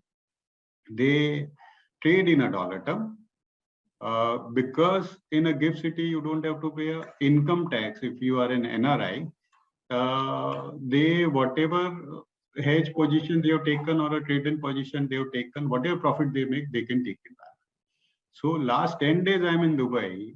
Because GIFT City, which they have done a market show in Expo 2020 here, there's a lot of interest from, you can say, individual NRIs, as well as some of the corporates who wants to do a rupee dollar. And here I was so delighted after this roadshow, which has been done by IFSC along with NSC, IFSC, BSC, India INX, and it is a positive response. Another, apart from a rupee, because IIBX, which is the gold exchange, which is coming here, people are very excited. Some people are apprehensive about the compliance part of it, and some people are very confident saying that, okay, our regulator now, because it is a common regulator there, and because of common regulator, they feel now our everything to even setting up an office and all that will be very easy. And people are actually, I have met at least 40 people here last 10 days, every day 4 people. And they are so delighted. Everybody wants to do a rupee dollar because they can start immediately and they want to remit a dollar. And another important thing which we as an industry needs to do is do a roadshow across all world.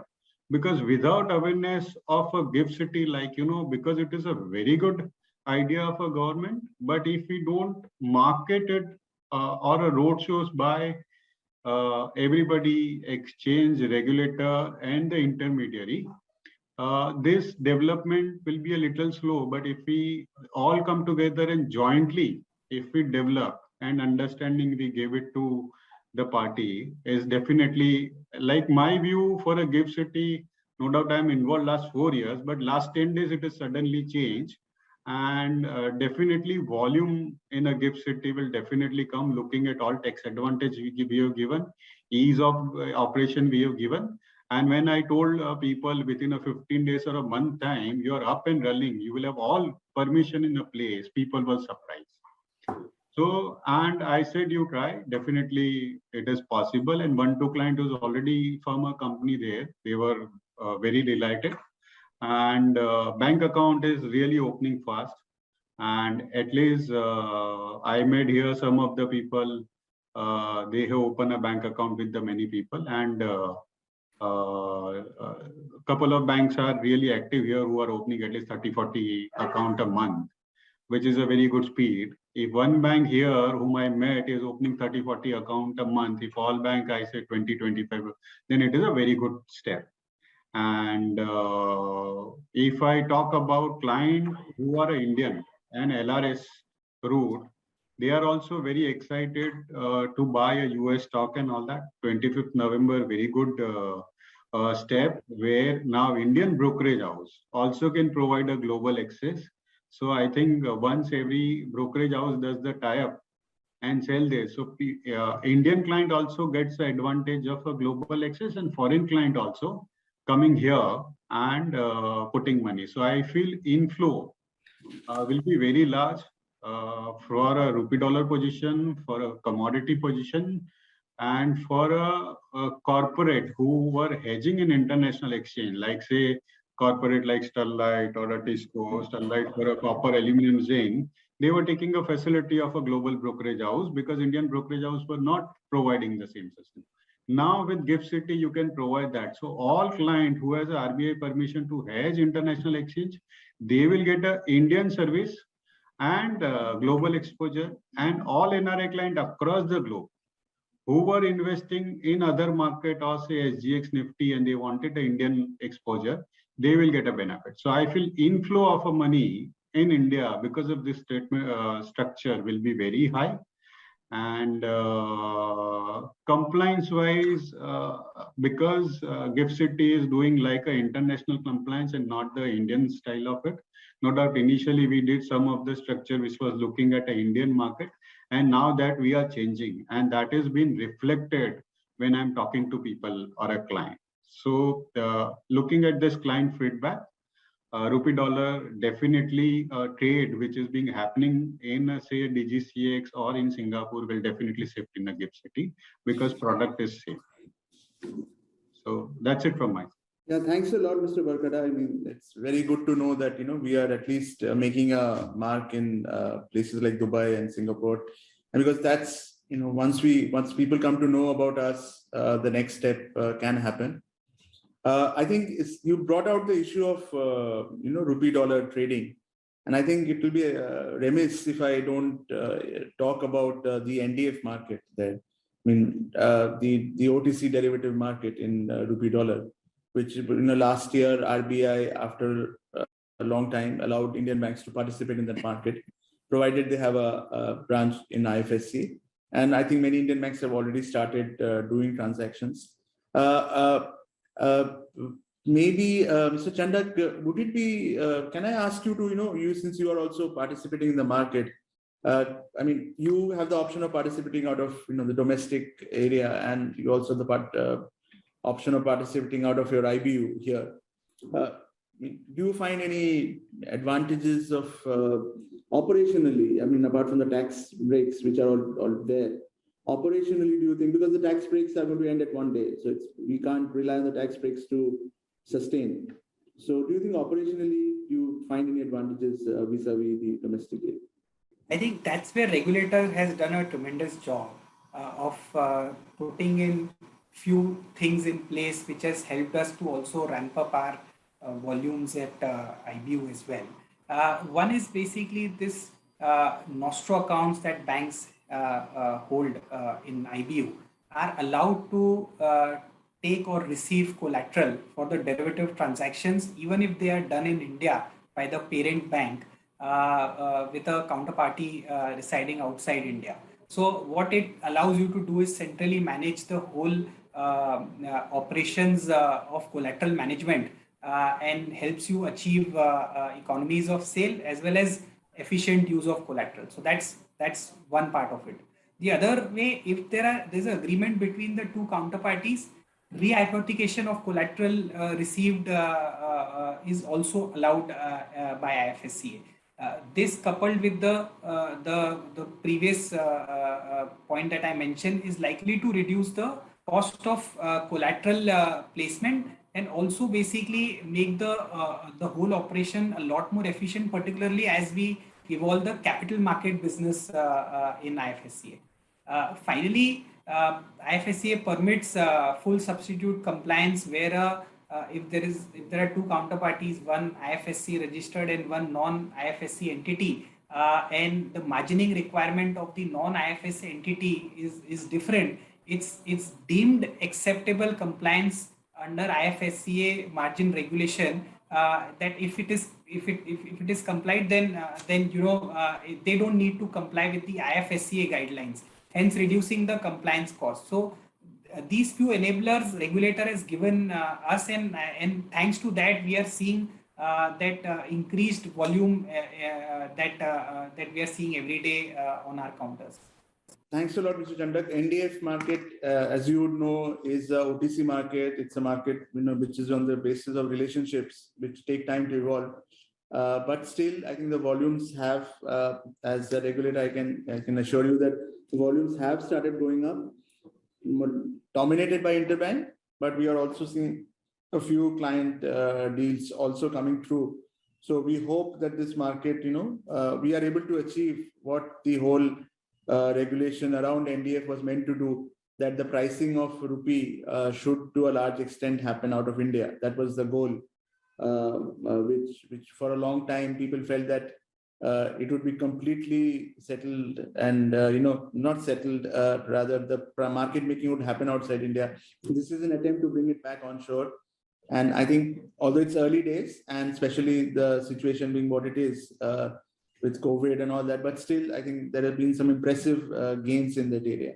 Supriyo, sorry, I just wanted to add one more point. Please. Beyond NDF, also the derivative market is becoming far more robust at IBU. We've got some interesting stuff where, a client of ours was looking to do an acquisition in Australia, pharma client. And, we had limitations in terms of how we could fund him in Australian dollar. But how we structured is we gave a long-term loan through our gift branch in USD terms and then swapped it on deliverable basis in Australian dollar for his end use. So this enabled us to kind of structure the whole loan in a way how client wanted it. So these are few interesting things that have happened at GIFT, which allows, a vast area of or plethora of deals that we can do and help our clients on. Great. I mean, that's great to hear. And that's exactly the type of transactions which, if GIFT had not been there, would have been, serviced by, foreign bank in Singapore, because the client needs the money. I mean, the client won't stop because we don't provide it. So the client will go to somebody. So no, that's great to hear, Mr. On that. And I think we have broadly covered the areas. If I might, if any of you would like to add or supplement, maybe for 1 or 2 minutes, or otherwise we can close the session. In fact, one last bit on given the whole new or rather way forward of how fintechs can play a role in this whole setup. I think there are 2-3 areas as banks, we believe that there are few gaps. For example, today, if I do a non-fund facility for my client and the documents have to physically move to a bank, say for a collection in say Dubai or in Singapore, that extra turnaround time is there. And, if basically there is a fintech which is giving a solution where all this is digitally moved, and this goes not just for the trade transactions, but also when we will onboard our NR customer base and, a lot of KYC will happen through video and different modes. So, that is one area which I believe that, where they can play in. Plus, USD settlement today, because it's nostro to nostro, there is little bit of lag that how you cite funds. So if there is blockchain technology that can come into picture and can help this whole payment processing a little more efficient, that will also help the capital market business, because as that business becomes bigger and the amounts go bigger, whether intermediaries, exchanges, all of them would like to kind of see this efficiency kicking in. So these are few things which I thought, apart from these digital led broking houses which will come in and evolve this whole space, but some of these problems, if solved by fintechs, I think there's a potential for a larger market for them as well. I wanted to add one more dimension to this entire thing, Supriyo, which is about the legal jurisdiction of Gandhinagar, right? So as you rightly pointed out, tax holidays and tax breaks are a short-term measure. It's almost like an early bird offer, right? And an early bird offer expires, and what stays with you is the long-term story. So as a long-term story of Gandhinagar or Gift City or IFSCA, it is important to deliver on that buffering that I was talking about earlier. And by buffering, I mean that if both inbound and outbound experience of the money or those who transact through Gandhinagar is going to get subjected to the same jurisdiction of judiciary that is available onshore, and we all know either the bureaucracy or what is the time period that it takes to resolve disputes becomes the experience of Gandhinagar and Gift, then that is a big risk that we must all be alive to. Because we are in the first phase of the growth or evolution, as you pointed out in the beginning, we are all excited about the new things that are happening. But what would come to everybody's attention will be the longer experience in the 5th year and then the 7th year. When transactions happen, there will also be disputes, there will also be complaints, there will be civil cases, and how they get resolved and over what period of time is going to define how long and sustainable the story of Gandhinagar will be. Anshul was saying, I'll just add one point. Banking side, what he told, it is very important to develop. Reason behind that is exchange, which we define. There the settlement requirement is T+1. If mark-to-market call is there from a client who is an NR, if he remits the money from international location, as an intermediary, I'll never receive a fund in a T+1. So now what happens is this is a mismatch. So for us, it becomes really difficult, or for a client also becomes a real difficult, because he has to park a money more than what margin is required for anticipation of mark-to-market. Whereas globally, where this type of exchanges are there and the banking system is there, transfer is very smooth and very fast. So for a development of a gift city, this step, all banks together coming with, like, some internal transfer, or if account in a gift city fund gets transferred very fast, will develop, whether it is a capital market, equity, debt, or a currency trading, or a commodity trading, this will help. And to add to Vineet's point, compliance out here, out of 40 people whom I met, this is the first Anand visit for a gift city business. 39 have asked how the settlement process in case of dispute will happen. And everybody looking at to come to gift city, not for a year or a 2 year. They are coming in a gift city for a 10, 15, 20 or AGCS, or if they are saying the same benefit, if we are getting what in Dubai, same in a gift city, then why not we set up in a gift city? Because ultimately we are Indians. So that biasness is there.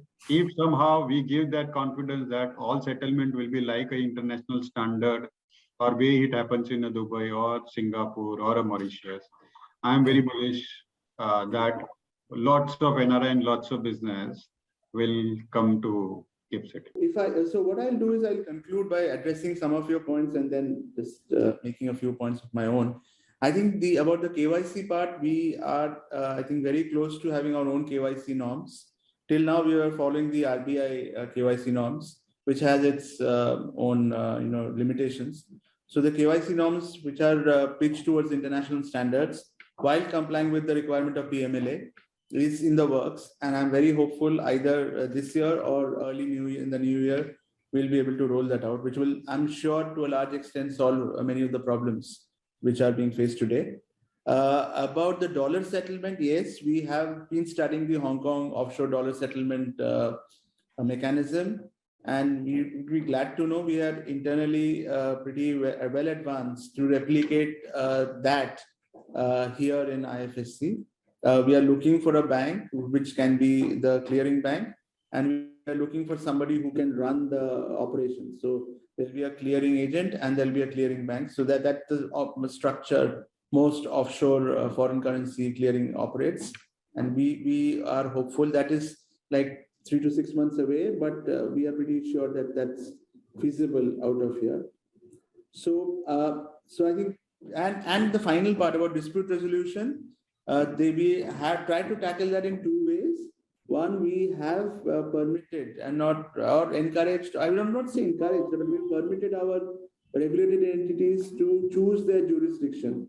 So technically you can have a contract in IFSC which is under the UK jurisdiction. We don't have a problem with that, because that is a jurisdiction where the rules and laws are pretty well understood.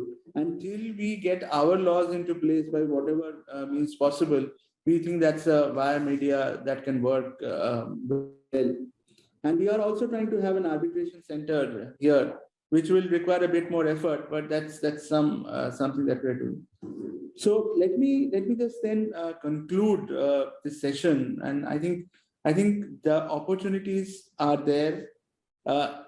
If IFSC is India's international financial center, today largely it will be catering to India's capital needs and in the need of Indian residents to invest abroad to diversify their portfolios.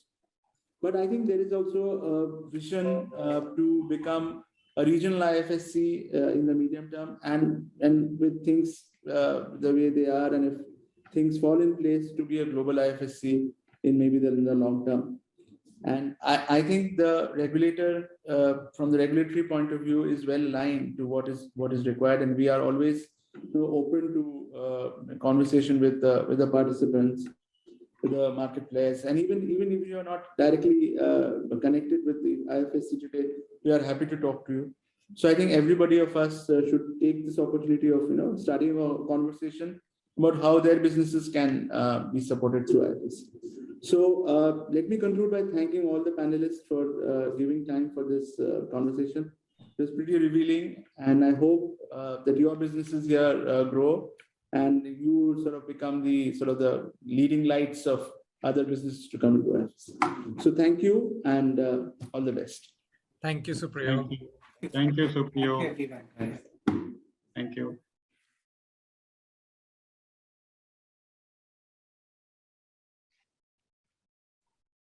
To sum up in one sentence, evolution of gift cities is a revolution.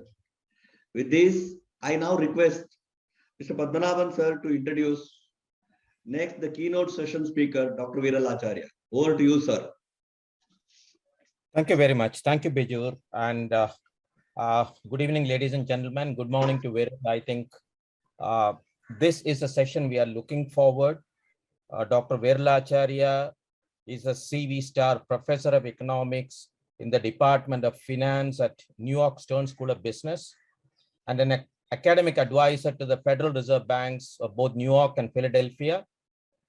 He was a deputy governor of the Reserve Bank of India from January 2017 to July 2019. His primary research interest is in theoretical and empirical analysis of systemic risk of the financial sector and its regulation.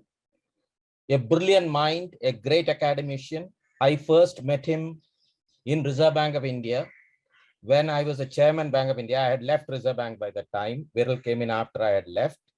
And I was immediately captivated at the very first meeting by his clarity in thinking, the depth of understanding, and his almost frenetic demand for data before decision making. But what fascinated me the most was his courage of conviction and speaking out his mind, not mincing words. Honestly, I saw a lot of me in him in this respect. Some of his speeches are well known. He did not please some, but he won huge professional respect, and he quit before completing his tenure at his own terms. Most of us know all this. But what we do not know, or most of you do not know, is that Viral is passionate about tennis. He is an avid tennis player. One of my continuing regrets is that I never got to play with him while he was in Mumbai. Maybe we will get a chance sometime in future. Another interest we share is music. All types of music.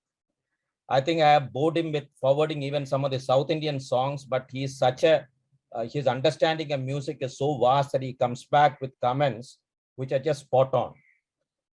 In fact, he is not only a connoisseur of music, but he sings normally Kishore Kumar songs. I think there was a brilliant interview which made everyone laugh, which is there in the YouTube with Tamal Bandabatiya. Those of you wanting to, he explains even the concept of economics and monetary policy and the relationship between the government and the Reserve Bank of India with some Kishore Kumar songs. Welcome, Viral. Thank you for agreeing to deliver this keynote address rather early in New York, and particular thanks for agreeing to come in at this time.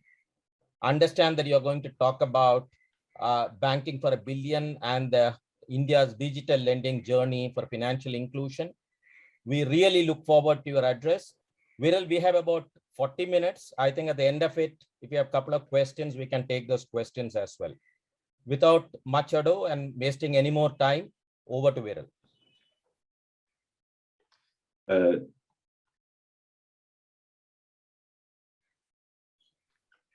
Thank you so much, Paddy, for that generous introduction. I'm always delighted to receive the music snippets from you, so please do keep sending them. As Paddy mentioned, I wanted to talk today about banking for $1 billion plus, India's digital leapfrog for financial inclusion. And this is a presentation that I've been working on with the iSpirit team, Sharat Sharma, Kamya Chandra, Tanuj Bhojwani, who have been behind the development of India Stack.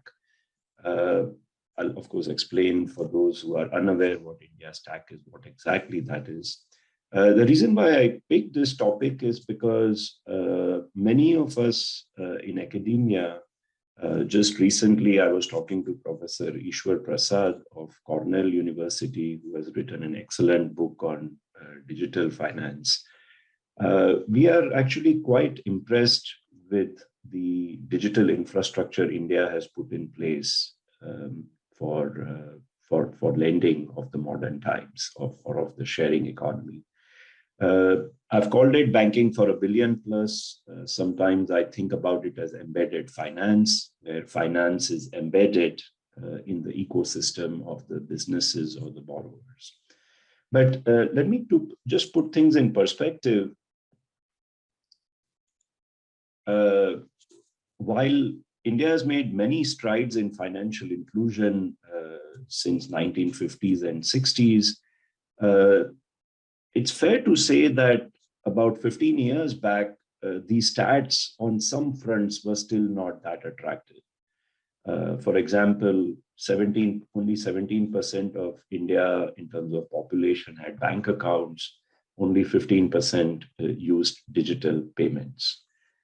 And one reason why digital payments is exciting to many, and certainly to people like Ishwar Prasad and me, is not because of other things that people are talking about, like crypto assets and things like that, but because it has the possibility of reaching the last mile in a much, much faster and efficient way than what might have been possible with the traditional modes of banking.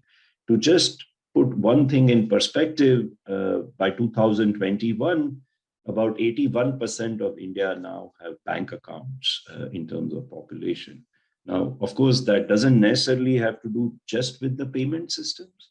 There are many other things that have happened along the way, But I think it's fair to say that one exciting possibility for accelerating and harnessing the potential of financial inclusion is to go down the path of digital finance. Now, why I think India is uniquely positioned to harness the potential of digital finance is not necessarily because of its demographics, or not necessarily because of the nature of its banks and other financial intermediaries. We think it's because of a fundamental change that has happened in the financial infrastructure. And it has been developed, unlike in other countries, as a public good. So let me explain by what I have in mind, is that in many countries, the digital payment system has evolved in a private manner, where each bank is developing its own digital payments infrastructure, or a large e-commerce platform, such as in China, is developing its own digital infrastructure.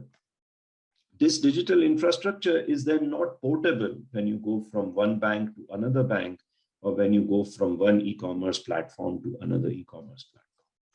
In contrast, in case of India, much of the digital infrastructure has been developed as a uniform platform over which banks, intermediaries, borrowers, sharing platforms all interact. And this digital infrastructure has been developed as a public good. It is not owned by an individual public company. And this is India Stack, as it's called in the space of software or the digital finance parlance. What is India Stack? It's a set of connectors. It's a set of digital software connectors. It's an open technology, what in the programming world gets called as APIs or standards, for three critical things to make financial inclusion more efficiently achievable.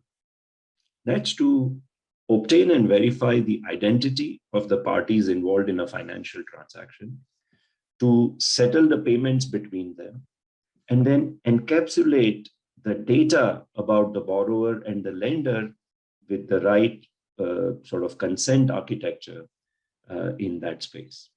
And these three aspects, the identity verification, the settlement of the payments, and encapsulation of the data for future purposes, is what then is likely to enable banks, non-bank finance companies to provide various aspects of financial inclusion, create accounts, provide payment services, and most importantly, expand the space of credit, which paradoxically in India, while India has a very high non-performing assets problem historically, it's also actually under-penetrated as far as credit is concerned. This is a little bit the opposite of China, where yes, NPA problems are large, but actually China has an overabundance of credit in a social credit sense. So just to layer these aspects of digital infrastructure, the public digital infrastructure that India Stack has provided, as I mentioned, there's an identity layer. We, of course, all know what this is. This is the Aadhaar or the UID system that India has implemented. It's a public good. Then there is a payment settlement system through the Universal Payment Interface, the UPI. And then there is the data layer on top of that, which is the most exciting one, and which is where I think India stands right now. India is now over the identity layer and the payments layer in terms of optimizing them, getting them to be widely embraced. A series of changes especially have led to digital payments, I would say almost close to exploding in the last 5 years.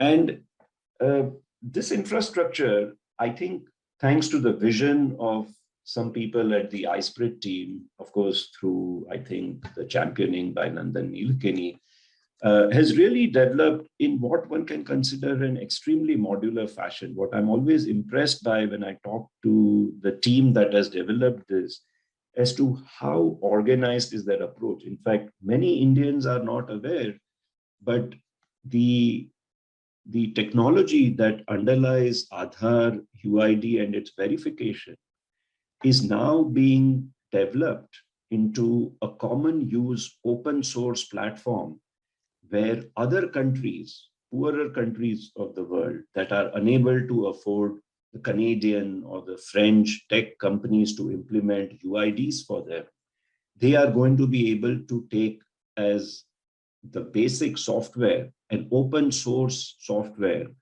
for implementation of UID and its verification in their countries. Now, this is tremendous. India is going to be potentially enabling financial inclusion, not just in India, but in many poorer countries which are unable to afford private solutions to actually achieve this, because getting that software developed through a private company would cost tremendous amounts of money. And this has all been developed in a very, very modular fashion. And that is when, after a while, suddenly the complementarities across these modules can potentially lead to an explosion of possibilities, in my view. It's a little bit like, in chess, you first learn to move individual pieces, but then you start doing combinations.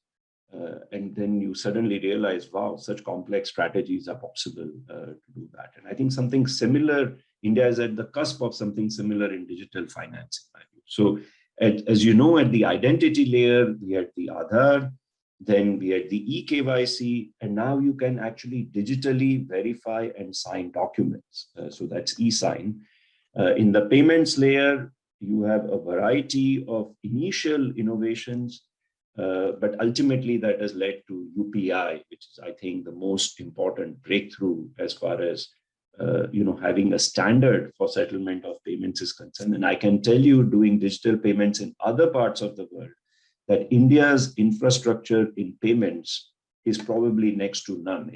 I think it towers above everything else with its universality of application. And then now you have the next possibility, which is the data layer, where you can create digital lockers where a potential user or borrower can lock various aspects of data into a common place. You can have a consent architecture where, as a potential borrower, I can authenticate which parts of the data I want a lender, a potential lender to use, or someone who's doing a KYC to use. Of course, as a borrower, if I selectively cherry pick what I'm giving to the lender can factor that in, ration me, or give me credit at the right price or at a more expensive price based on the integrity and comprehensiveness of the data that I've provided. But the important point is that it's a consent-based architecture that's now possible. And then you have the possibility of account aggregator, which is that as a borrower, I can put together in a single view, in a single sort of digital view for the lenders, what are my various assets? What are my mutual fund positions? What are my insurance and pension holdings, direct and indirect holdings of stocks? What are my bank balances? What may be some collateral that I have in terms of account receivables? What is the information collateral I have in terms of my past transactions? And validation of those transactions, their ticket size, their frequency, etc., etc. And seeing all this, potentially a lender can run, the new sophisticated credit scoring models. They may be based on machine learning, AI, etc., etc. So I think, in some sense, the phase one of this digital infrastructure revolution in India was the plumbing, these three layers, and making them feasible in an extremely modular manner so that anyone who wants to jump in and become a player in this space has the individual pieces of the chess and now can combine them into a complex, feasible strategy. The phase two is exactly that phase of combinations. It's of financial services, which can now combine these infrastructure in a variety of novel ways to provide credit, to provide insurance, to facilitate financial investments. And I think in addition to account aggregator, which has just been launched, there is another component of the plumbing which is being developed, which is called as OCEN, Open Credit Enabled Network, which I think is another part of India Stack APIs, and that's going to be very, very crucial going forward. Okay, so let's just now think a little bit about where all this is headed. Okay. Historically, if you spoke to lenders in India, they said, we are asset-based lenders. You show us collateral, you tell us what your assets are, what's the left-hand side of your balance sheet. We'll do some assessment of that. We'll come up with collateral valuation, and we essentially lend on basis of that. Now, you can imagine that many small businesses, which are primarily in a total proportion sense, are primarily services. Most MSMEs are service providers. They typically don't have as much physical collateral as the large brick and mortar companies.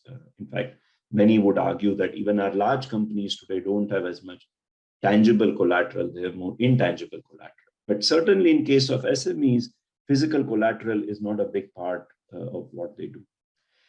So their collateral is actually information collateral. What's your customer flow? What have been your transactions? What has been the ticket size of that? Are you managing your payments well? Are you receiving your account receivables in a timely manner? Are you making your account payables in a timely manner? So it's information in those transactions which is actually key to making smaller loans. In fact, it's very instructive. Paddy mentioned Tamal Bandopadhyay. When I was at RBI, Tamal Bandopadhyay had taken me to see some of the microfinance lenders, how they actually work. And it's very fascinating. They understand for each small borrower, for borrowers who are less than 1 lakh rupees of loans, what exactly is the pattern of their cash flows. And to start with, they give you small ticket loan for a small maturity. They figure out if you are able to meet the payments, and gradually the borrower builds reputation, enabling him or her to borrow longer and for larger amounts. So that is the information collateral. At a microfinance lender, that is encapsulated because the microfinance lender has that reach. Now, much of the deposits of India are sitting in the large lenders. For them to extend those into credit transactions, we need them to be able to assess information well rather than just physical collateral. And this is where the idea of the account aggregator comes in, which is, can the various aspects that a borrower is involved in be put together digitally in the form of a view or a snapshot at a given point of time? Of course, it's a snapshot, but information is encapsulated potentially historically as well. And what all is this information? As I said, it's your accounts in various kinds of financial investments. It's your business data. It's your transaction flow. It's your financial flows. All of this potentially can be put into an account aggregator. Of course, that account aggregator has to respect data integrity, has to respect data privacy, and the legal framework for that is currently in the works. But once you have that, the account aggregator, which on one side is receiving information from bank accounts, mutual fund houses, insurance provider, tax GST platform, etc. That information, with the consent of the borrower at the top, can then flow to the right-hand side to the financial information users, those who are likely to be doing AI, machine learning, or some other kinds of credit scoring methods with back-tested performance evaluation. This can lead to transaction flow-based credit, so switching over to cash flow-based credit rather than asset-based credit, which is what typically our lenders have done. It can expand personal finance management, providing investors with a suite of household wealth management softwares. And potentially AI could come in even in other forms such as robo-advisors and so on. In fact, Deputy Governor Rajeswari, with whom I had the pleasure of working when I was at the RBI, recently sort of released AA, sort of launched the account aggregator framework. And you can see that several banks and public sector banks have also joined this enterprise now. So this is a real possibility as we speak. My one sort of lament, if I could add in, is that when I was at the RBI, some of us wanted to put in place a public credit registry. So account aggregator is an aggregator of assets of the borrower. I think it's also important to have an aggregation of the liabilities of the borrower so that the borrower is not pledging the same collateral to multiple lenders. Potential lenders would want to know what are the various liabilities that you have, what has been your track record on all of this. I would have preferred if we had gone ahead and implemented a public credit registry. I have no knowledge of it anymore, but it seems to have stalled and not made much progress.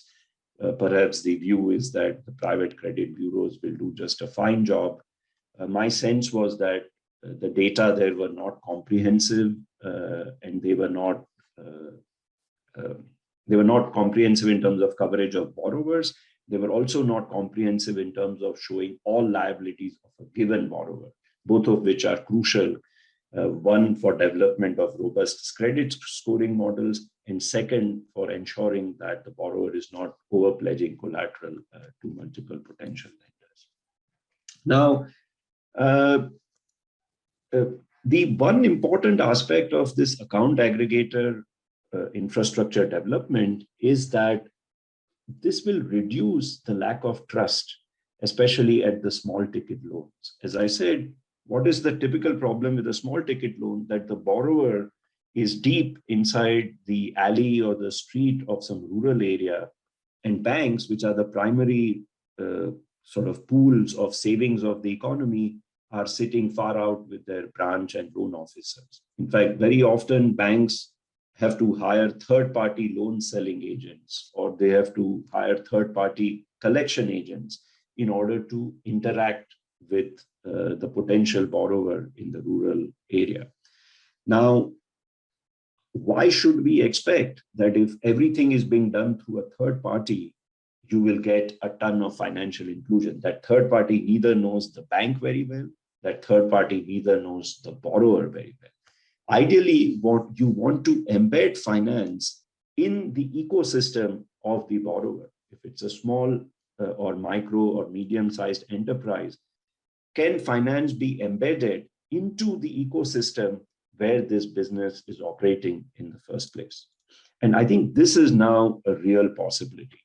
Discovering who are the credit-worthy borrowers in the ecosystem where they are functioning, instead of having a distrust, which has been a part of the problem over these borrowers, account aggregator can actually, just like Aadhaar verification, can provide verification of your assets data. And in fact, suppose that instead of doing the selling of the loan and the collection on the loan through a third-party agent, suppose that entire transaction is embedded on an e-commerce platform where this MSE is operating. Now you also have a very efficient way of collection of cash flows.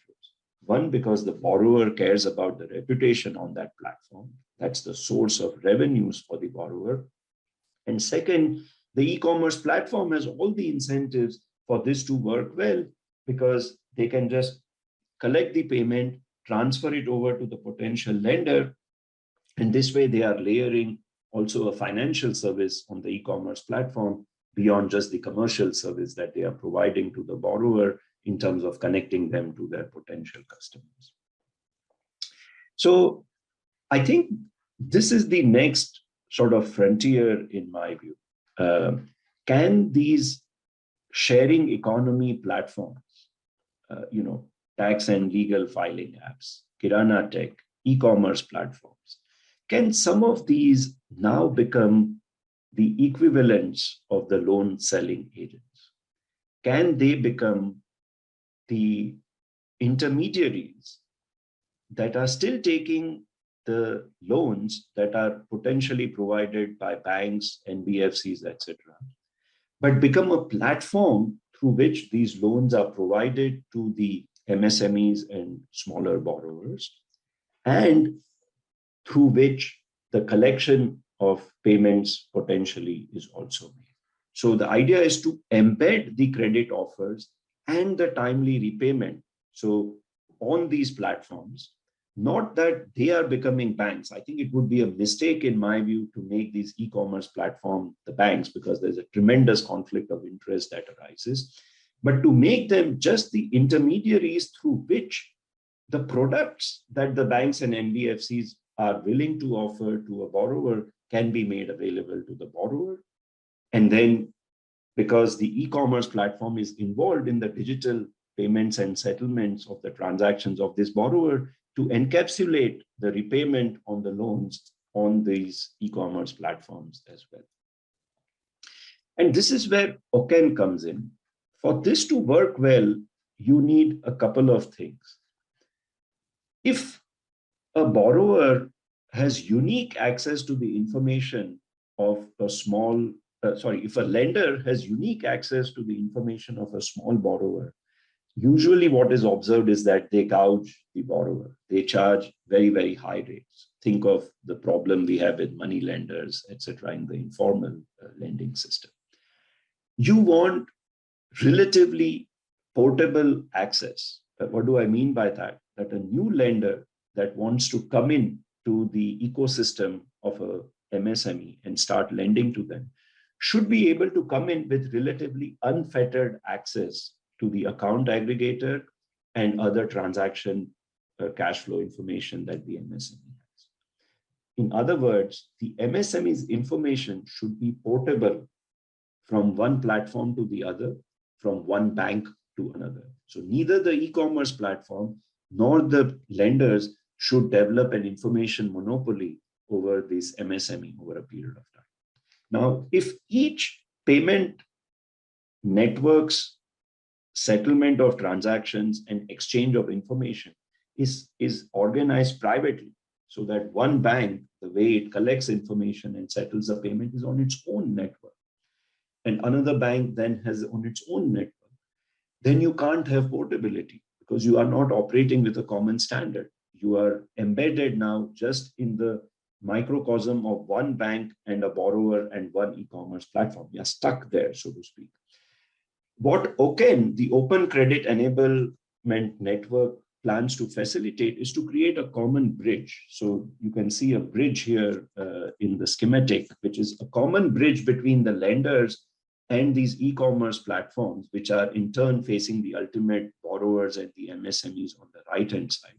So that along this OCEN, anyone who wants to be a new entrant, whether it's an e-commerce platform in the middle or whether it's a bank on the origination of credit, they can essentially enter this using the same set of APIs or modules that India Stack has developed, connecting them to the ultimate borrower in a portable manner as far as borrower's information is concerned.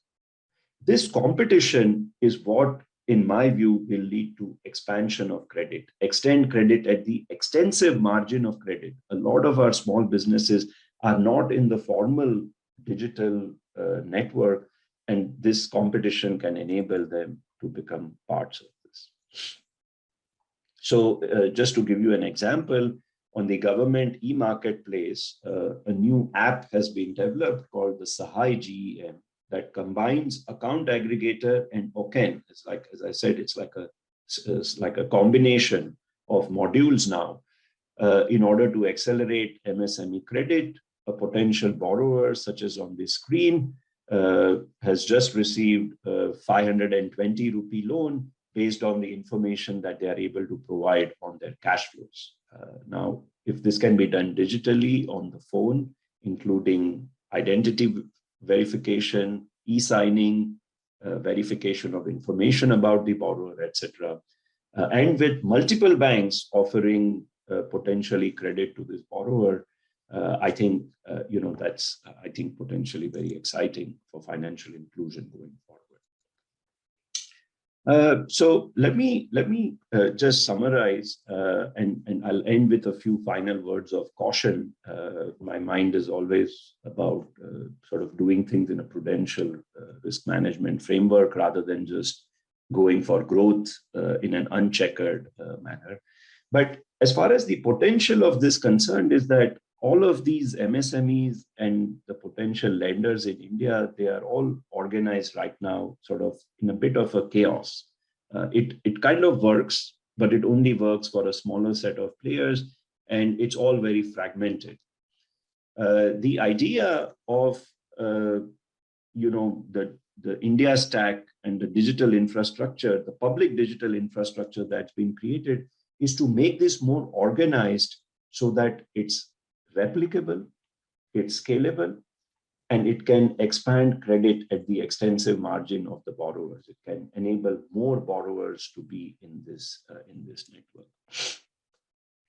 This way, banks and NBFCs in some cases who have low cost of capital because they are the pools of savings of the economy can connect with a second tier of intermediaries who are embedded in the ecosystem of the MSMEs who are now on the outer fringes.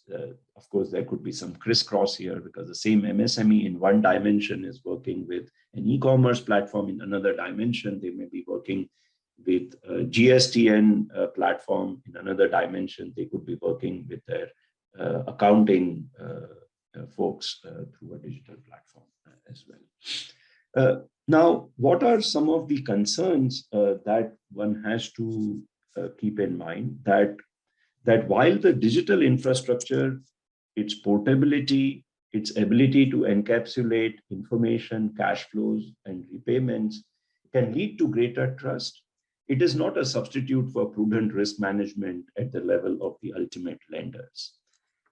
Can bad loans arise in this sort of a network? Of course. Does the risk of bad loans have to be managed? Again, yes, of course, because ultimately, when credit is provided, there is a risk of non-repayment simply because of lack of ability of the borrower to repay.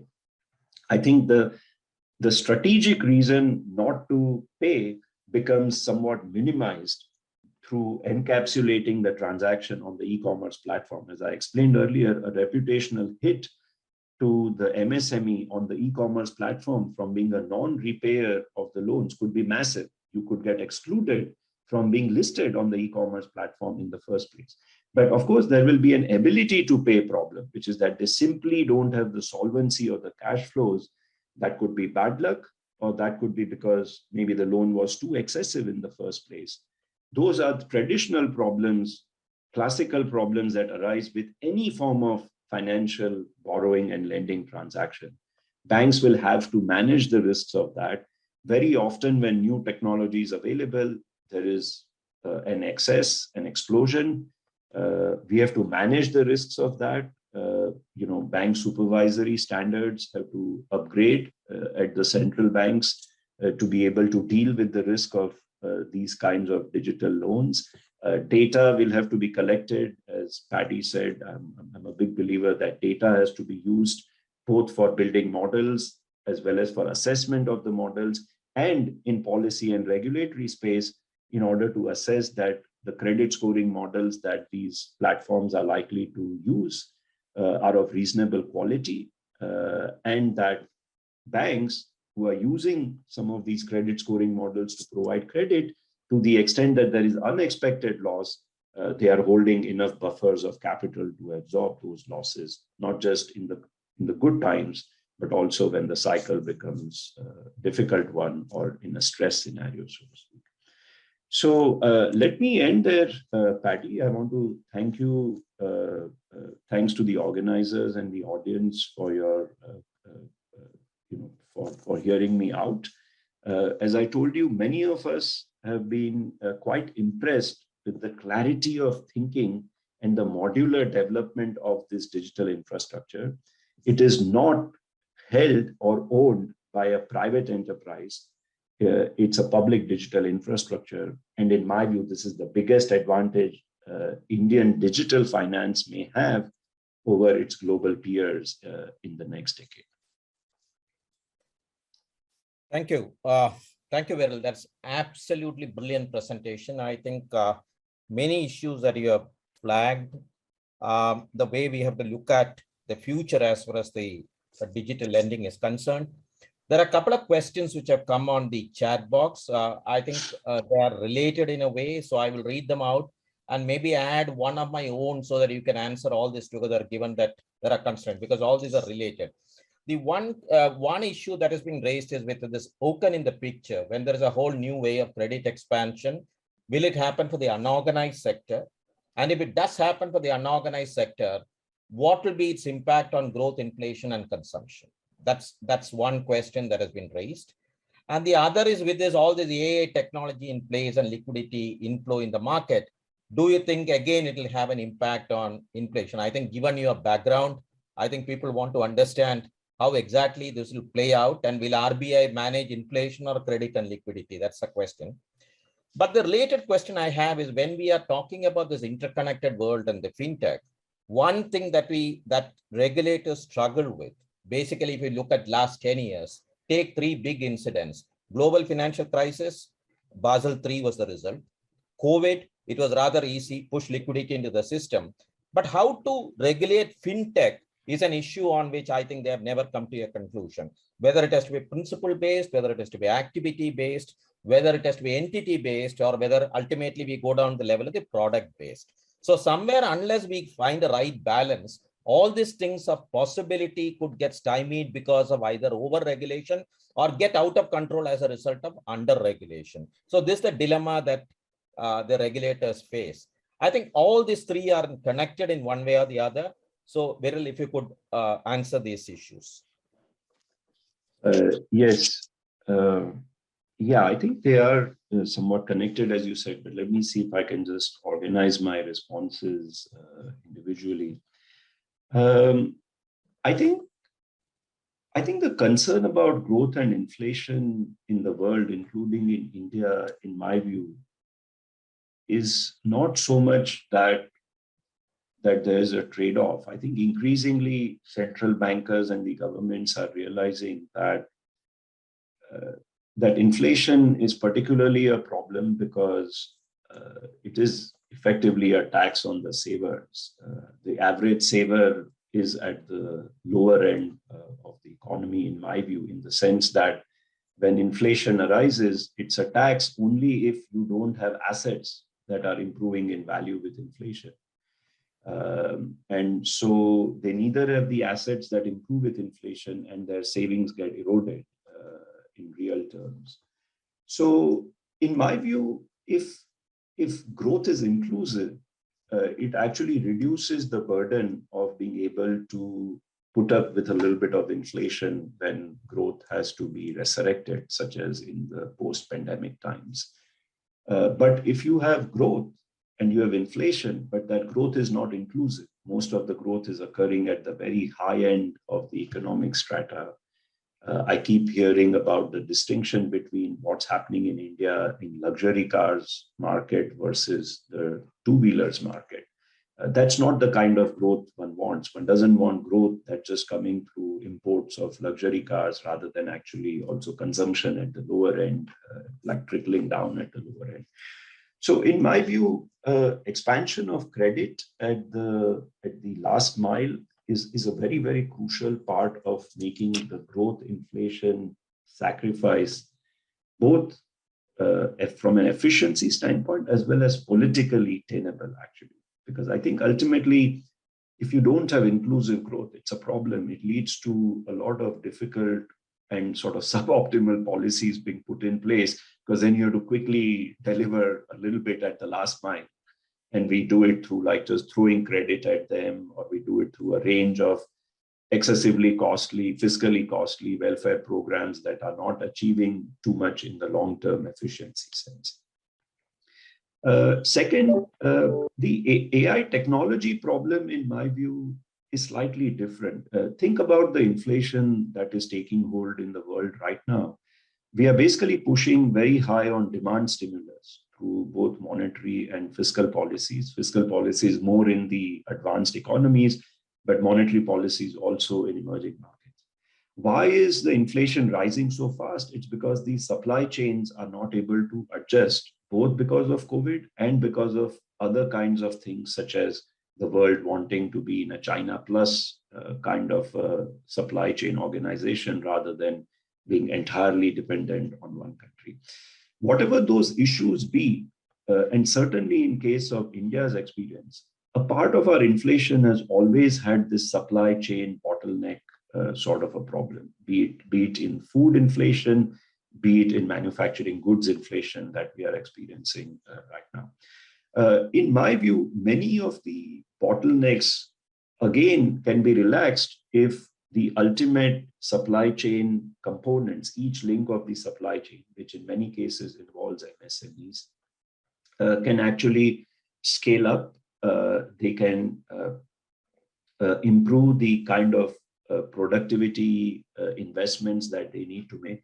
In fact, this is a pretty important point, which is one reason why many MSMEs are unable to make productivity gains is because they are never able to build a reputation to be able to borrow long and in large amounts. It's almost impossible for them to own physical collateral of a large amount because they don't have the reputation to actually get a bigger ticket loan. If you can, through competition, through better validation of their data, through better encapsulation of their history, allow MSMEs to build reputation, I think each link of the global supply chain can actually become more efficient. And then when demand is being pushed, if the supply is able to respond more efficiently, inflation could actually go down. In fact, many think that digital economy has played a very crucial role in the low inflation that was experienced globally until the post-pandemic stimulus sort of pushed it to higher levels. The last point was on the complexity of regulation that will be required. I'm a big fan of regulating by function rather than form. Andrew Metrick and Dan Tarullo in the regulation space, they have called it as a congruence principle, which is roughly put, it says that if something quacks like a bank, then regulate it like a bank. Don't treat it as something different. I think ultimately that is what we have to focus on. Some thought needs to be given to whether it should be borrower-based regulation or product-based regulation. As you know, some success in macroprudential regulation has been achieved through basically lending limits, such as debt to income ratio or loan to value ratio, etc. restrictions being put in the housing space, in the real estate borrowing space. I don't have a good answer as of now, but I'm absolutely convinced that excesses can happen in this form of credit as well, as we have seen elsewhere. There is some evidence where fintech has been studied more systematically, like in the United States, for example, that 70% of the expansion in fintech is simply because of arbitrage of capital requirements between banks and fintechs. 30% of the expansion is because the fintechs have better credit evaluation methods and are able to lend to borrowers that banks were not hitherto lending to, which suggests that 70% of the fintech expansion on top of that 30% of true value creation of fintech may simply be regulatory arbitrage, that banks face tighter regulations, fintechs are lightly regulated, so the credit sort of swaps over. Of course, then we have just transferred the problem from one part of the intermediation system to another. So I think regulators will have to be sort of on the job. I think I agree with you. The right thing is to not stymie the development of this altogether, but to ensure that you approach it in a principle-based manner. And there's something nice about regulating something that looks like a bank with similar prudential rules. I think we are reaching that space in case of non-bank financial companies. Certain asset liability duration mismatch problems were always there, but we thought NBFCs were small, why bother about it? Then they weren't small, and so now we are bothered about it. So I think it's better to react in advance, recognizing that some of the credit transition will happen from the traditional to the new space simply because of arbitrage of regulations. I think it's just a given. That's the way the finance organically evolves in any part of the world. So I think if I could just make one point, Paddy, which is, I don't think that the opportunity of fintech is necessarily in making better credit to those who are already in the credit space. In my view, the opportunity of these digital finance is at the extensive margin, is in expanding credit to a set of borrowers in the formal space who have not been able to borrow in the formal space. I think their formalization, their digitization, their ability to build reputations so that they can get bigger ticket, longer maturity loans, make productivity enhancing CapEx investments, is what will ultimately be the payoff from this form of finance. The reason why I'm stressing this is to say that the problem of their risk management, in my view, is the same as the problem of risk management with traditional lending. I think there is no substitute to paying careful attention to that, to having the right policies for that, and to have the right capital for backing up the model risk, the loan officer, over-exuberance risk, etc., that arise in other settings as well. I cannot agree with you more. Well, thank you very much. I think we have probably run out of time. Let me hand it over to Venkat to propose a formal word of thanks from my side. Thank you very much. Venkat, over to you. Thank you very much, sir. Thank you very much, Dr. Viral Acharya, for sparing your time early in the morning. When Mr. Bhatnagar introduced you, he mentioned about certain stellar qualities of your clarity of thinking, depth of understanding, courage of conviction, and speaking of your mind. After hearing you, I will add one more quality of you, explaining the complex subject of new credit ecosystem of Bharat so succinctly, so that anybody who looks at your presentation know what are all the layers in which the doubling of the MSME loan that can be done from a physical collateral to a digital collateral. That's really a very good thing which we in India are looking forward to, because that is a sector which has been looking forward to the development. So we are once again thankful to you, sir, and the clarity which you answered the questions put forth. And I love the word regulation by function and not by form, the typical of your style. So we are honored by your presence, and we are grateful by your speech, and we are grateful to your speech and the time you spent for us and clarified the answers. So thank you very much.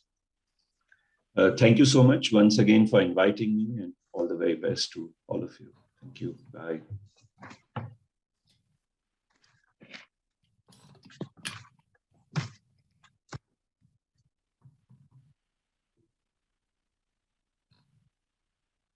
Good evening, ladies and gentlemen. Good evening, ladies and gentlemen. We move to the next panel. Digitization of supply chain finance. I have great pleasure in introducing Mr. Shankar Sambasivan. He is the Proposition Sales Manager, Trading and Enterprise Solution, South Asia Refinitiv. Shankar Sambasivan is the Proposition Sales Manager at Refinitiv London Stock Exchange Group Company. He leads the team of specialists in South Asia who work with banks and corporate treasury, helping them with trading solutions and data feeds. He has over 14 years of experience in the financial services industry with expertise in foreign exchange trading, EFX, fixed income markets, and data feed solutions. In his previous role, he was leading a solution consultant team in South Asia, solving complex issues of customers across financial markets in areas of FX trading, fixed income valuations, LIBOR transition, and quantitative analytics. Mr. Sambasivan holds a bachelor's degree in electrical engineering and a postgraduate in management from the TAPI Management Institute, Manipur. Over to you, Shankara Sambashivan of Refinitiv. Thank you, Mr. Venkatraman. Thanks a lot. That was a very, very interesting discussion earlier from Dr. Acharya. It's a very intriguing topic. I think, before I get into the details, maybe I'll start by introducing the panel members.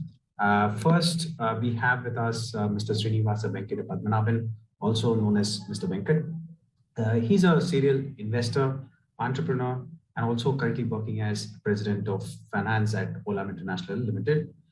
He is a senior member of Finance Executive Committee, Finance Talent Management Committee, and member of Operational Committee at Olam Group. Mr. Venkat has more than 30 years of extensive experience in leadership areas, oversight on multiple regions, as well as business verticals. He's helped build businesses from scratch, implementing systems and processes to support it. Welcome, Mr. Venkat. Secondly, we have with us Mr. Ravindra Krishnappa. Ravi is the co-founder of Seabridge TFX, a supply chain financing platform based in Singapore, where he looks after their technology strategy. He's also the managing partner at July Ventures, an early stage venture fund. He's in the past been a very active angel investor with over 15 startups in his portfolio.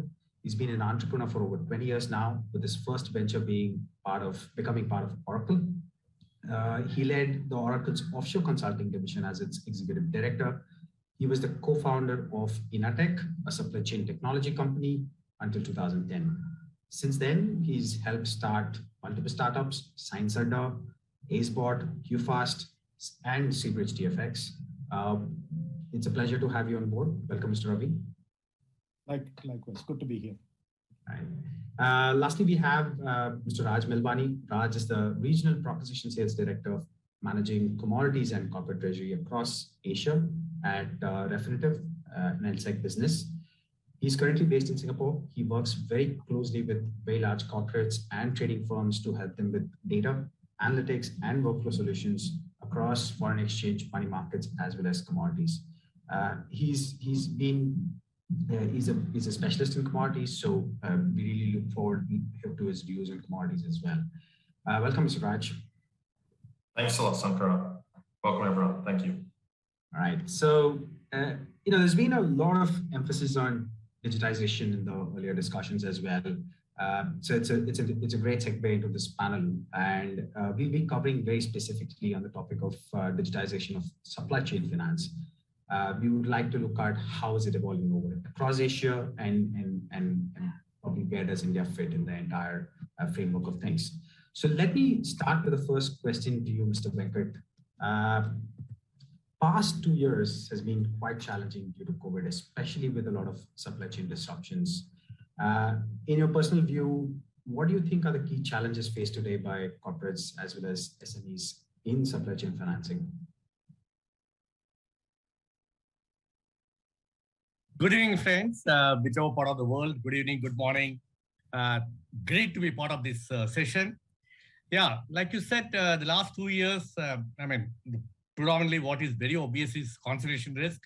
People are focused on value over diversification, and then focused on a geography or a particular segment, and they got stuck because of things cannot move. That's true for commodities. That's true for supply chain finance as well. But the blessing in disguise in the last 2 years, because of being COVID, what would have taken a decade or even more for a digitization to take place, and that becomes part of it, which got it done because of the digitization and the technology, the power of technology to solve the issues. Some of the new bees in this market, how they able to disrupt the market and facilitate and raising to the occasion was very, very astonishing and happy to note, right? So there are banks getting displaced, and then there are, mini and NBFC kind of people and techno entrepreneurs coming to the place and filling up the vacuum of the space which got constrained because of this COVID, coming out with a very, very agile, cost-effective solutions, which is less of physical contact, which was very wonderful. So that's what I'll say. It is a problem, but immediately the human might be able to find some quick solutions. Perfect. Thank you. Ravi, again, I mean, similar question to you. What, in your opinion, are the key challenges faced by corporates and MSMEs? I mean, if I'm quite certain, obviously, large corporates have different challenges vis-a-vis MSMEs. So how do you look at that? So I actually want to see this in two dimensions, right? And let's look at the area that Venkat is more focused on or has had the experience, that is on the commodity side, right? And then look at the supply chain, which is what I call as the distributor, retail, individual components, right? And we know what COVID has done to both of those. On the commodity side, for the very first time, you had commodity rates almost shoot up twice, thrice in some cases. Some commodities rose up, right? And this is not related to money supply at all. I mean, if you think about it, most governments injected so much cash into the system. It was not so much as a demand supply in terms of money supply to availability that was a problem. It was just the ability to go ahead, plan, and be able to source that became an issue, right? So in that sense, the digitization has completely changed in the last 2 years, right, on the commodity. You will see that also translate when it comes to the corporate supply chain, right? When I say corporate supply chain, it could be downstream, that is retail, or it could be upstream from the parts side, right? So what has happened is upstream supply chain has been stressed, again, not because of want of money. It is just because of the constraints associated with the supply chain constraints, not just the Suez issue, not just the blocking of a few other things, and now the chips shortage in the industry. It's the overall tightening of that process where there were so many long structures in that supply chain. You had so many intermediary parties, right? So I think there are two things that are emerging. One, I believe it's not going to be so much about money, it's going to be about time in the future. So how can I collapse on time? And how can I take away all those intermediary layers so that I have a direct visibility to both demand and supply across the Teflon tube? All right, thank you, Ravi. So, on a lighter note, I think even though the Suez Canal issue impacted so many different players, I think the Twitter had a feast of memes which kind of went through. So, on the different types of supply chain financing, I mean, what are the type of financing methods which are emerging? So is it more buy-led? So how do you differentiate between commodities? So what are the types of financing which is emerging? Mr. Ravi, again to you. Oh, for me, all right. But obviously the traditional factoring is moving away, right? So you have more and more buyer-led, because I have visibility to the actual transaction. I think one of the things that, I didn't want to bring it up as early in the discussion, but if you had things like green seal, that creates a problem in the ecosystem, right? But there's a lack of trust, if you may, of the actual transaction that is sitting out there. So two big areas of change. One is that the credit is getting more and more granular in terms of the risk ability. So it's no longer who the counterparty is. It's more than party validation. It's, I think, starting to move towards transaction validation, right? How do I actually assess a particular transaction and assess the risk on that particular transaction, be able to go back and say, do I want to get involved in that process or not, right? So the assessments have got smaller and smaller and shorter in times in my reactionary process. That is one. Second, I do believe this buyer-led financing is going to start to take off, simply because these are authenticated transactions sitting in an ERP. Now, there are quite a few people who are saying, I will give you the source of the transactions and enable blockchain all the way through. But in my mind, blockchain has a starting point, right? And you have to make sure that the intent is clean, right? I can have the best of technology, but if I If my intent is not clean, then technology can only perpetuate it further because you don't have the clarity on intent. How do you get clarity of intent? Is in a supply chain, the intent is on the demand side. That means the buyer has generated the downstream activities or the backend activities that have to be backflushed, right? So in all of our supply chain planning, we have this backflush where we look at the demand and we do a forecast and we go backwards, right? I think a lot of that supply chain financing is also going to follow that model, because then I have visibility to what is being out there in the future, right? I think that's a big difference that I think is going to change. Understood. Maybe on that note, let me come back to you, Mr. Venkat. Yeah. What do you think large corporates should be doing today to support some of these SMEs through that process? I mean, is there something which they already do? To help them with financing, or is there something which they do to support them through that process? How does it work today? Yeah, good. So just to add on to what Ravi was mentioning, see, I'll be using the word concentration. That's a very broad term. Concentration of financing, concentration of buying, right? Both per se. So in the past, if you look at it, big banks, I mean, I'm talking about pre-COVID, though the trends are changing, globally, crowdsourcing was kickstarting, but predominantly still it was bank-led funding and those kind of things, that's what is happening. Similarly, sourcing also is on a bulk basis. The whole distributor channel, there are multi-channel, wholesale to distributor retail, and then reverse buying also from LBA, local buying agent, all the way through middleman to the top. But during the COVID, it's all got disturbed because people are not able to rotate the stock. That led to credit problem, and because of credit problem, bankruptcies, and they're not able to service the loan, and then banks have tightened. And the number of companies which has gone bankrupt, big and small, during the last 2 years, it's created a huge change. But at the same time, things have to move on. Life is to move on. 7-8 billion people have to be fed, and things have to go on. That is where I think everybody started reinventing the wheel. So when I say reinventing, fortunately in our group, we have been always close to farm gate from the beginning by design. We touch 5 million farmers.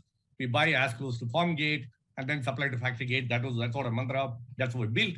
But many other companies also started moving to that pathway to say that can we close to the sourcing and to distribution, both sides.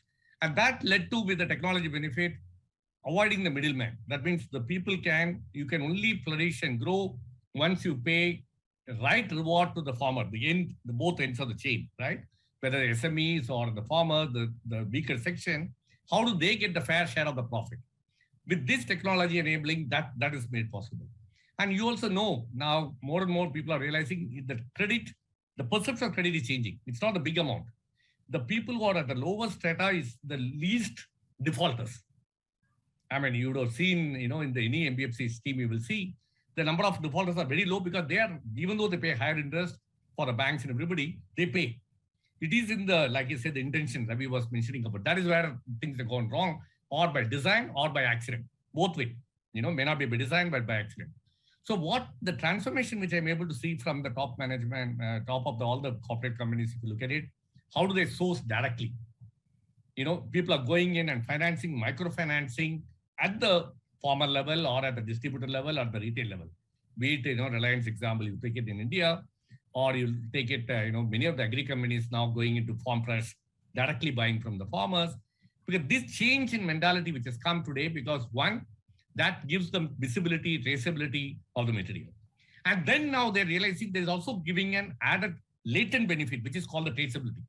Because of traceability, whether with blockchain or otherwise, you're able to say that from where I'm buying, there is no child labor, there is no carbon footprints, there are no chemicals are used, you're able to get a premiumized. So then it is further motivating people that, hey, this I've done because of necessity, but that become a model today, and I can monetize that value.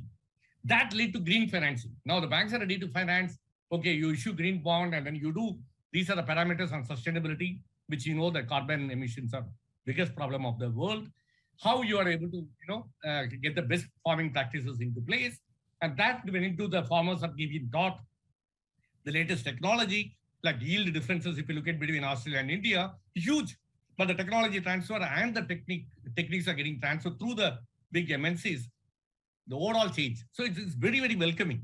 I mean, in that sense, is very promising as well.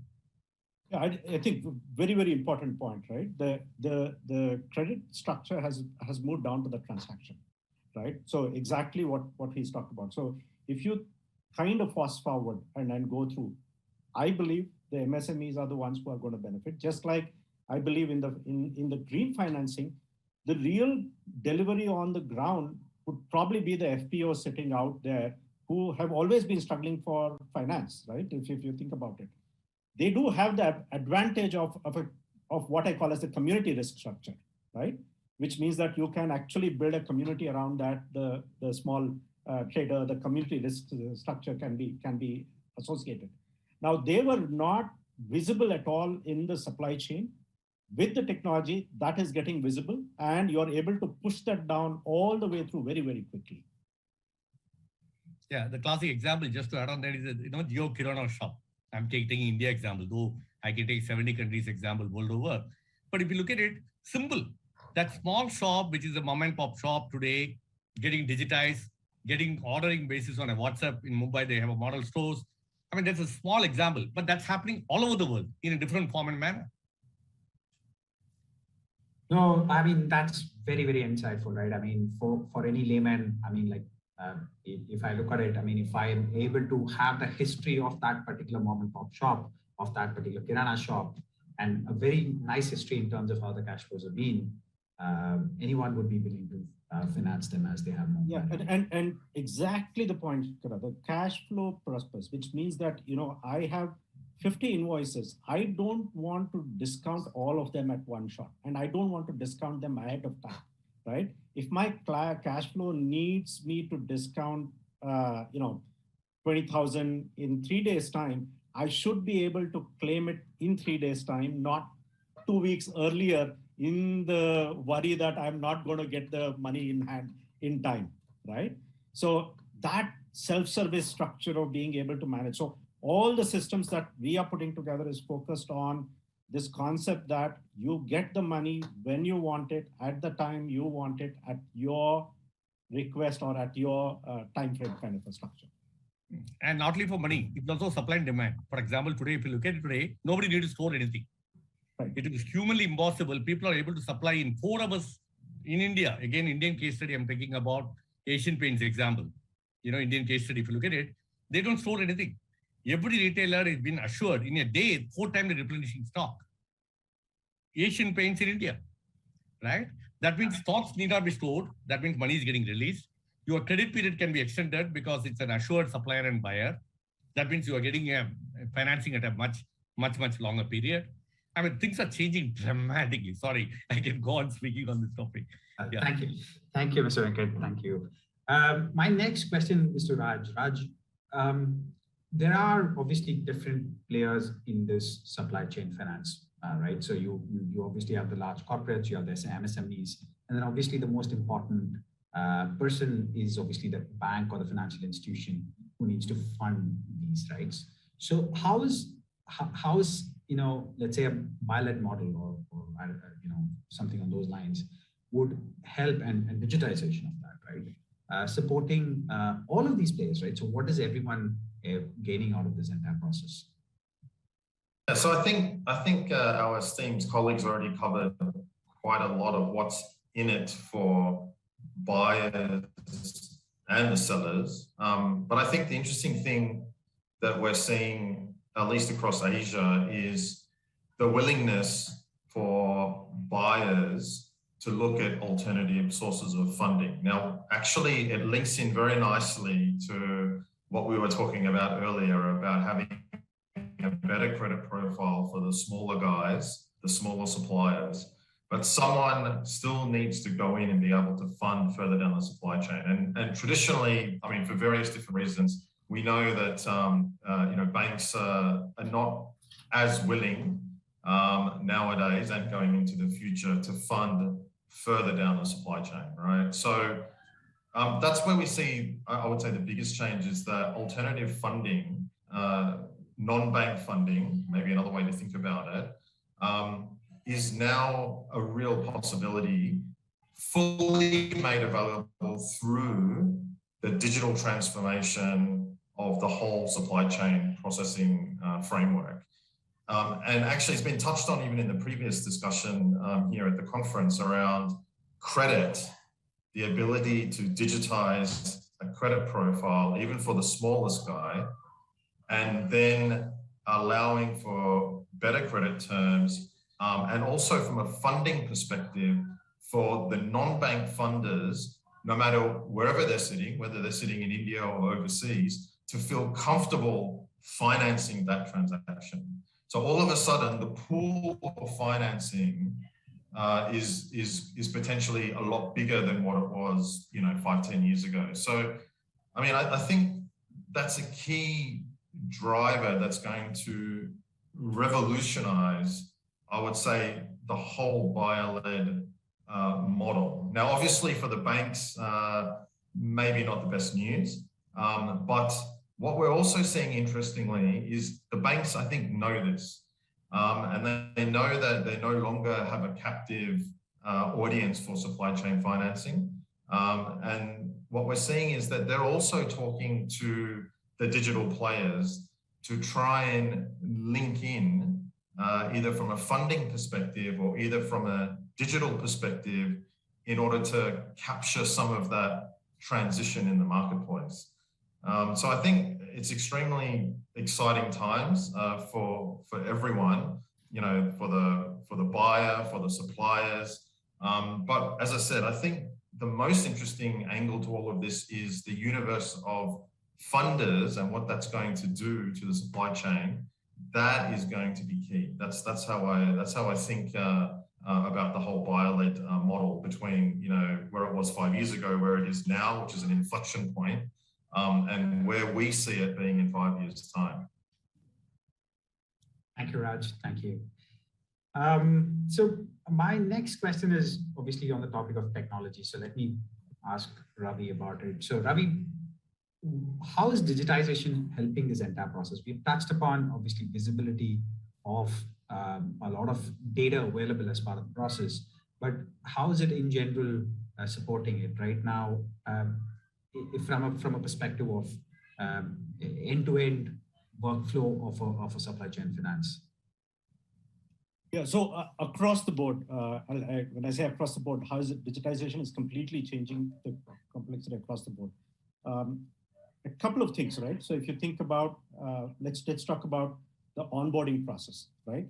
So typically an onboarding process used to take a whole lot of time because you had to get all the artifacts, the collection, 3 years worth of balance sheet. I now have to go back and check the registry. I have to go back and figure out whether you have to work through. So if you take that process, just like what happened with telecom, where you could go in and walk out with a chip, with a SIM card in an hour's time once you got that connectivity. I am very, very hopeful that we are going to have that kind of a KYC and an onboarding structure set up at some stage, right?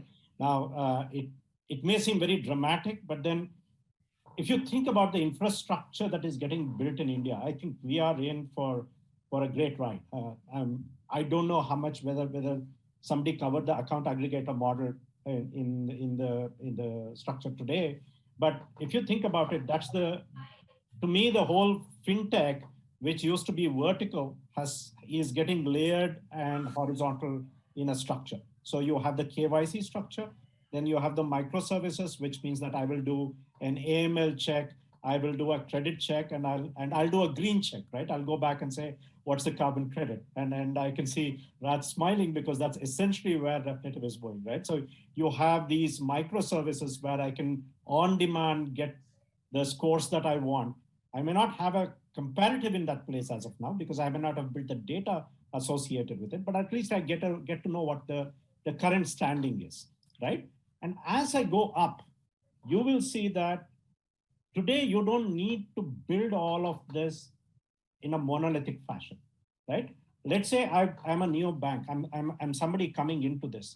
Earlier, you had to build these whole layers. You had to do KYC, you had to do AML checks, you had to do onboarding process. On top of that, you had to build it and integrate to your banking system, right? Which means that you had to have a loan ledger, You had to have some way of defining what your program structures is. You had to have a distribution network. And on top of that, you couldn't do a syndication of funds into a syndicated pool, right? If you think about it, there is now a player who will come in and do all of this in that particular structure, right? So just like you can go in today on and buy a mutual fund just by a few clicks of button, I'm hazarding the guess that you are going to see those kind of funding opportunities getting listed out.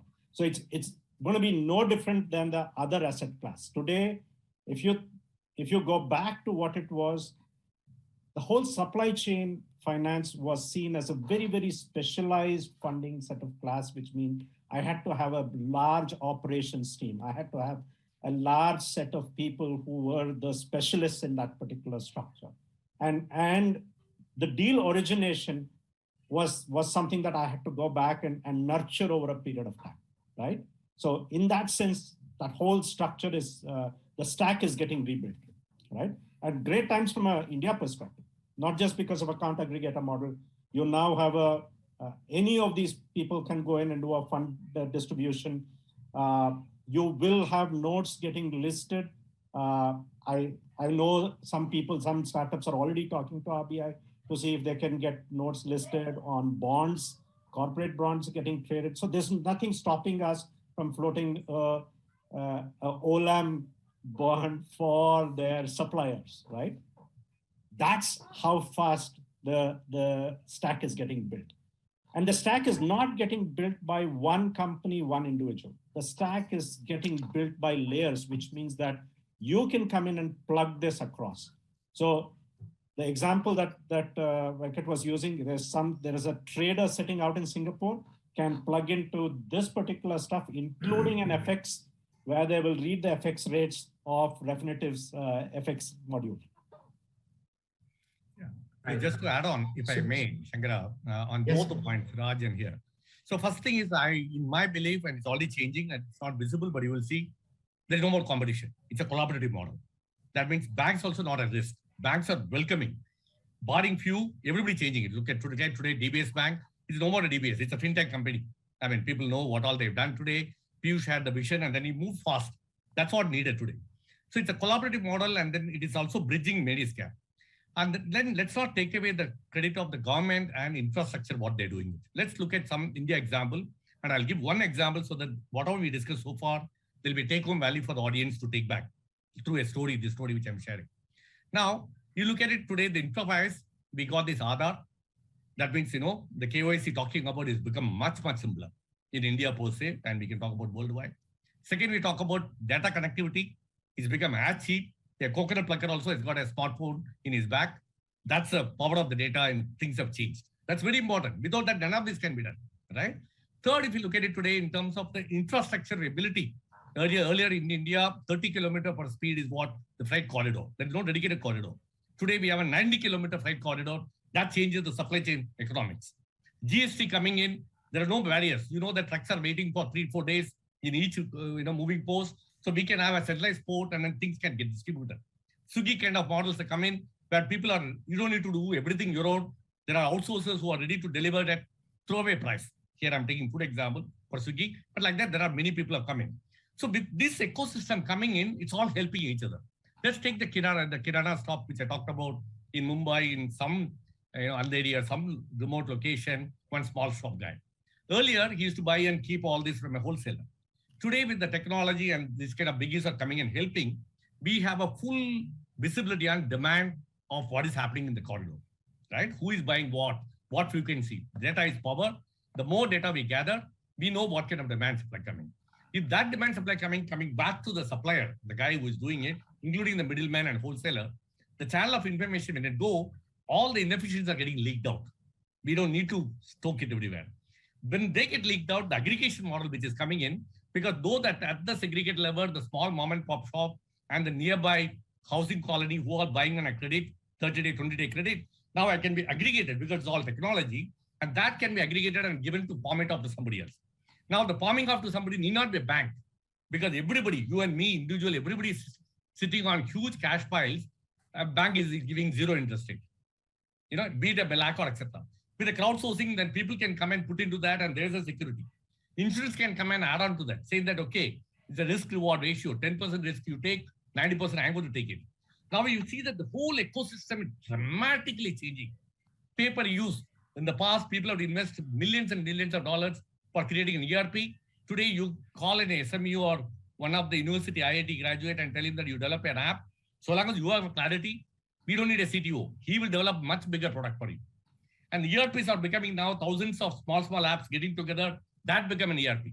Things are changing. That means you can use it in an app or as an ERP. It's all interconnected. With the API technology, anything and everything can be interconnected. People are opening it up. More and more open source is happening.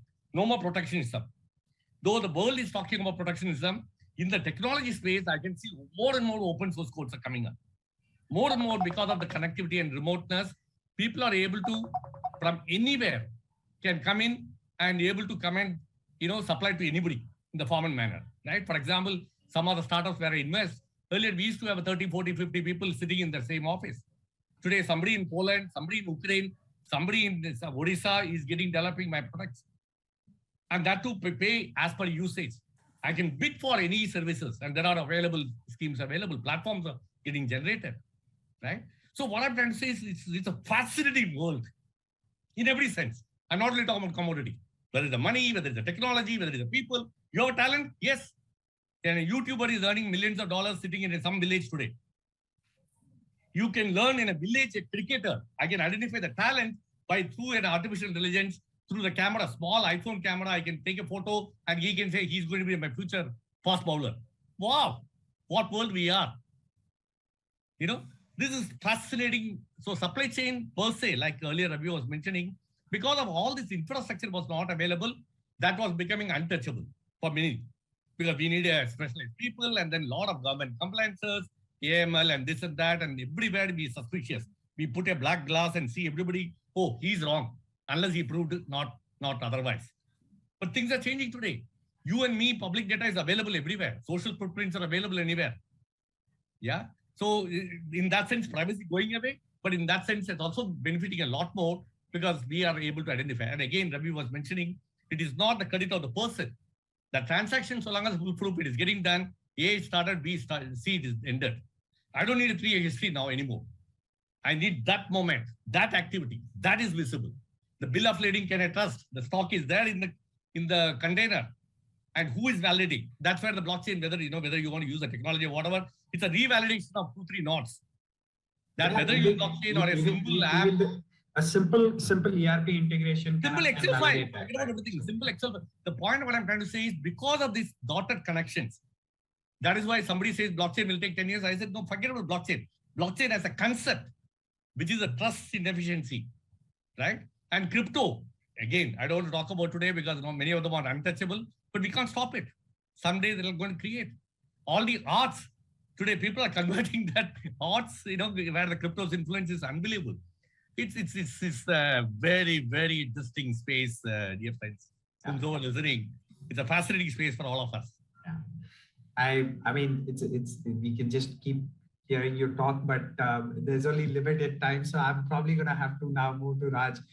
So before I go to Raj, maybe Almus team, if you can put up the slide, that'll be helpful.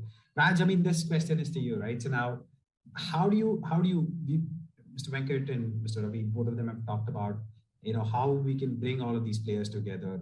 But how do we create a marketplace where all of these people can come together, and how is it that we can do that more efficiently?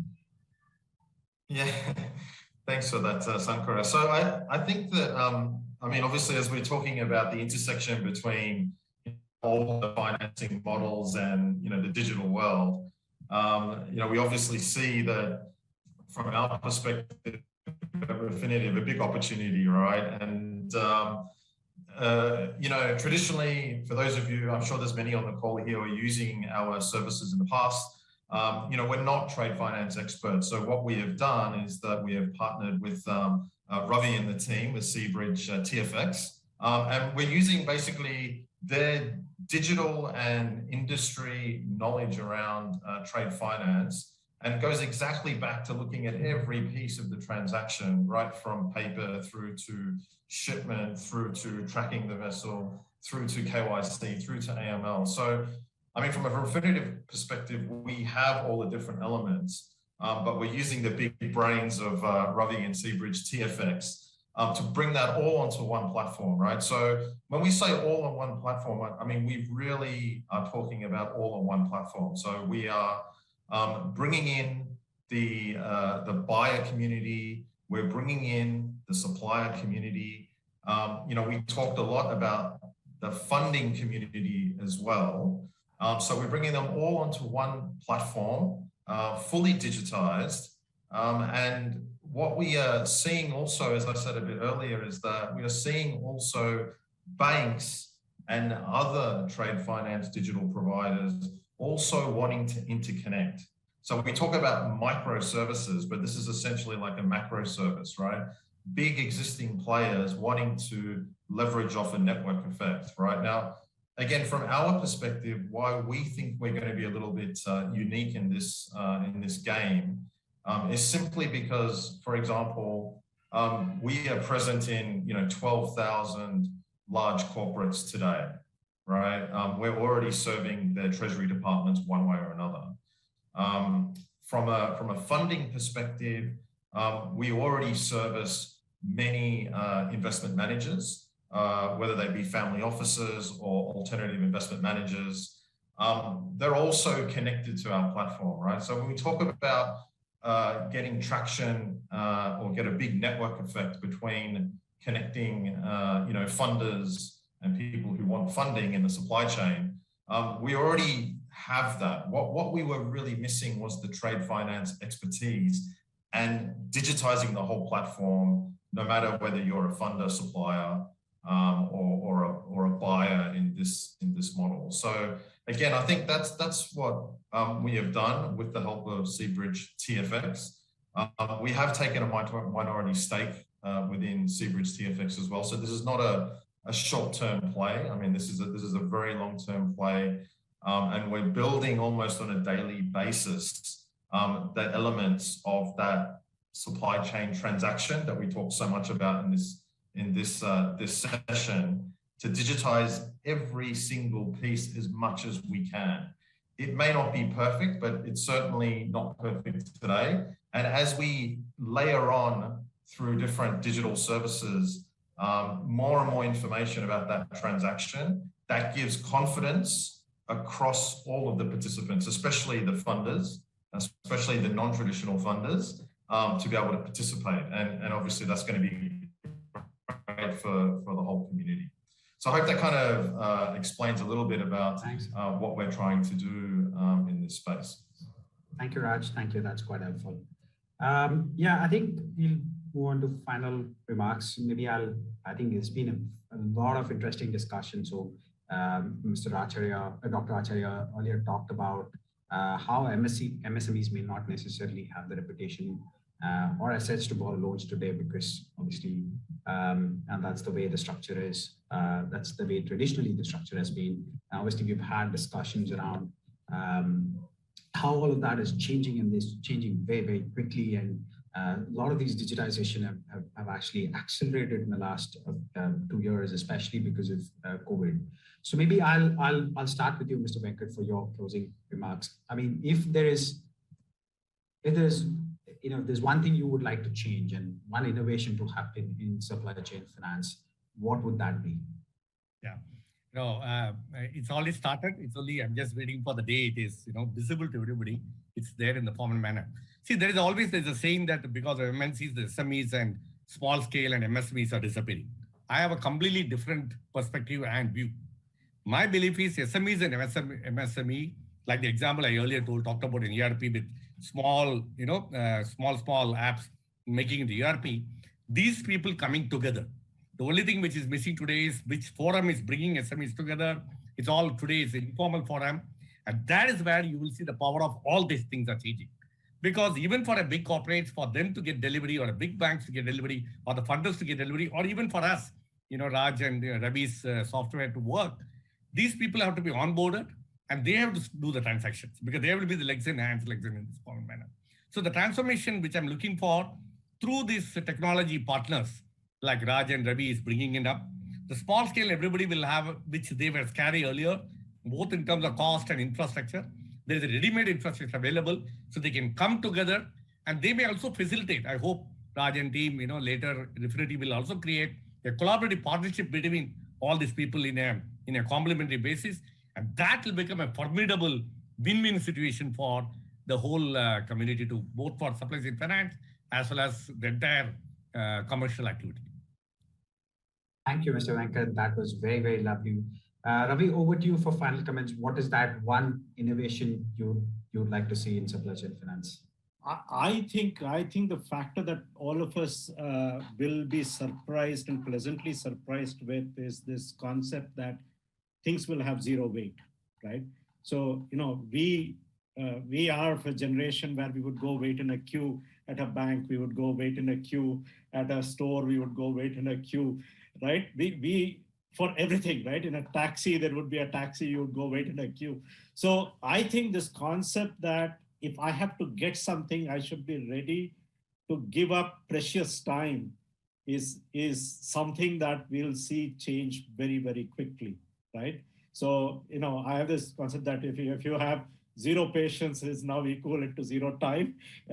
And then there was a difference. There was a difference that the fundamental social fabric allowed for the haves to measure time differently, right? So I would have a tatkal, which means I would get a premium. I would have a whole series of things that would place that non-weight premium, and then I would get a service, right? If I'm a big banker, then the banker would come home. If I was big industrialist, the banker would come on to give money. Whereas if I was a small MSME, then I would have to wait at the doorstep of somebody. So I believe, if you ask me what is this, I believe the concept that we are hopefully going to see this piece where there's a zero weight, which means that time finally gets equivalent to the cash and vice versa.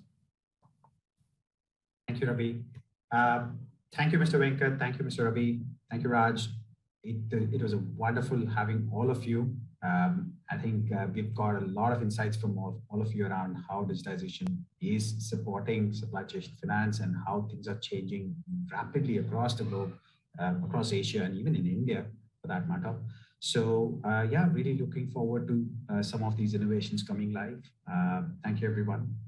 Back to you. Thank you, Shankara. This has been great. Thank you. Thanks, Raj. Thanks.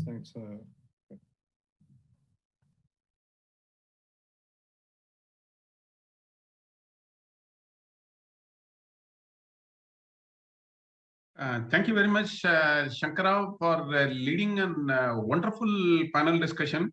I got to learn a lot from this entire discussion. So the fintech becoming vertical and getting layered, the loans getting listed was a very interesting concept which I heard. So I wish that happens soon. And I look forward to the open and digital trade finance ecosystem. I like my namesake Venkat's comment that hope the infrastructure will be available on a complementary basis, ready-made infrastructure. We all look forward to that. So on the whole, I personally thank all the panelists, Raj Melwani, Professional Sales Manager Affinity, Ravindra Krishnappa, co-founder Seabridge TFX, and my namesake Venkat from Volam International Limited for giving a very valuable inputs on the supply chain finance, digitization of supply chain finance, and Shankar Sambasivan for leading the panel to a very convincing conclusion. Thank you all. Now it gives me great pleasure to introduce Dr. Ananta Nageshwaran.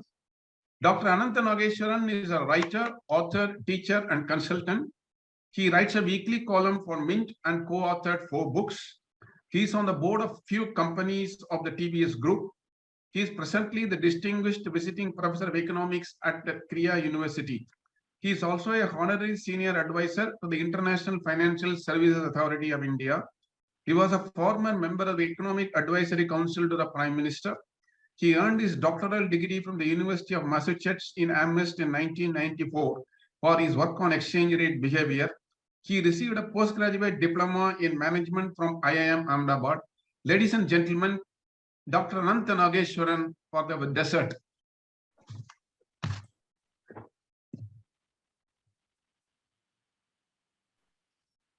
Yeah, I'm just setting my clock. Good afternoon, good evening, and thanks to Almus for the opportunity to share my thoughts. Of course, these days, you don't know your own thoughts, how valid and how dated they are after even a few hours. With the speed with which our own views become outdated is probably only second to the speed with which the virus mutates itself. And therefore, I must tell you that this presentation was prepared before this new Greek alphabet, Omicron, came into our lexicon. And some of you, I hope, might have read the article that appeared in the Economic Times today, which is a very sensible article about how to keep this variant in perspective. So you must assume that the bulk of this presentation would hold good if this new variant turns out to be maybe transmissible, but not necessarily highly lethal. So if that is the case, then most of what is being said here would hold good.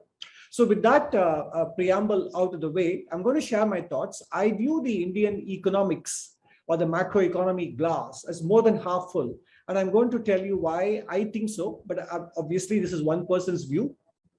And these are my personal views, of course. So first thing, let's go back to the 2018-19 situation when Indian economy was already beginning to slow down and why it happened. The standard narrative or the easier narrative is to sort of blame demonetization, to blame the introduction of GST and the insolvency and bankruptcy code as introducing some structural behavioral change on the part of the private sector, etc.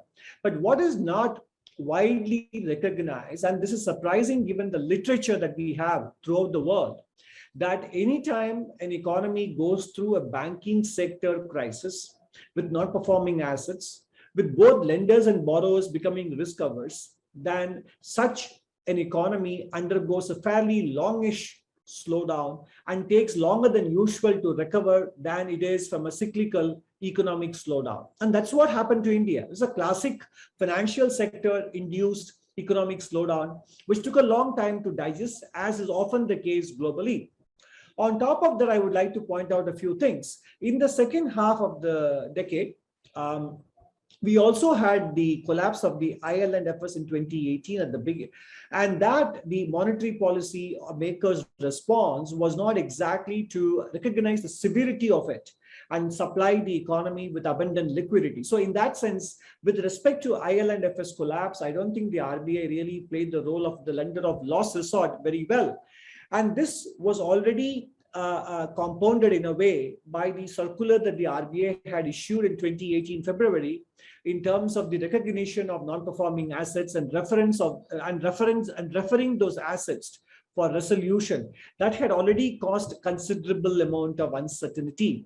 And then on top of that, of course, we had personnel changes in RBI by the end of the year, and the finance minister of India at the time himself was undergoing some serious illness. So there were a lot of policy uncertainties and personnel changes. On top of an ongoing banking system crisis, we had a non-banking financial institution collapsing, which was too big to fail.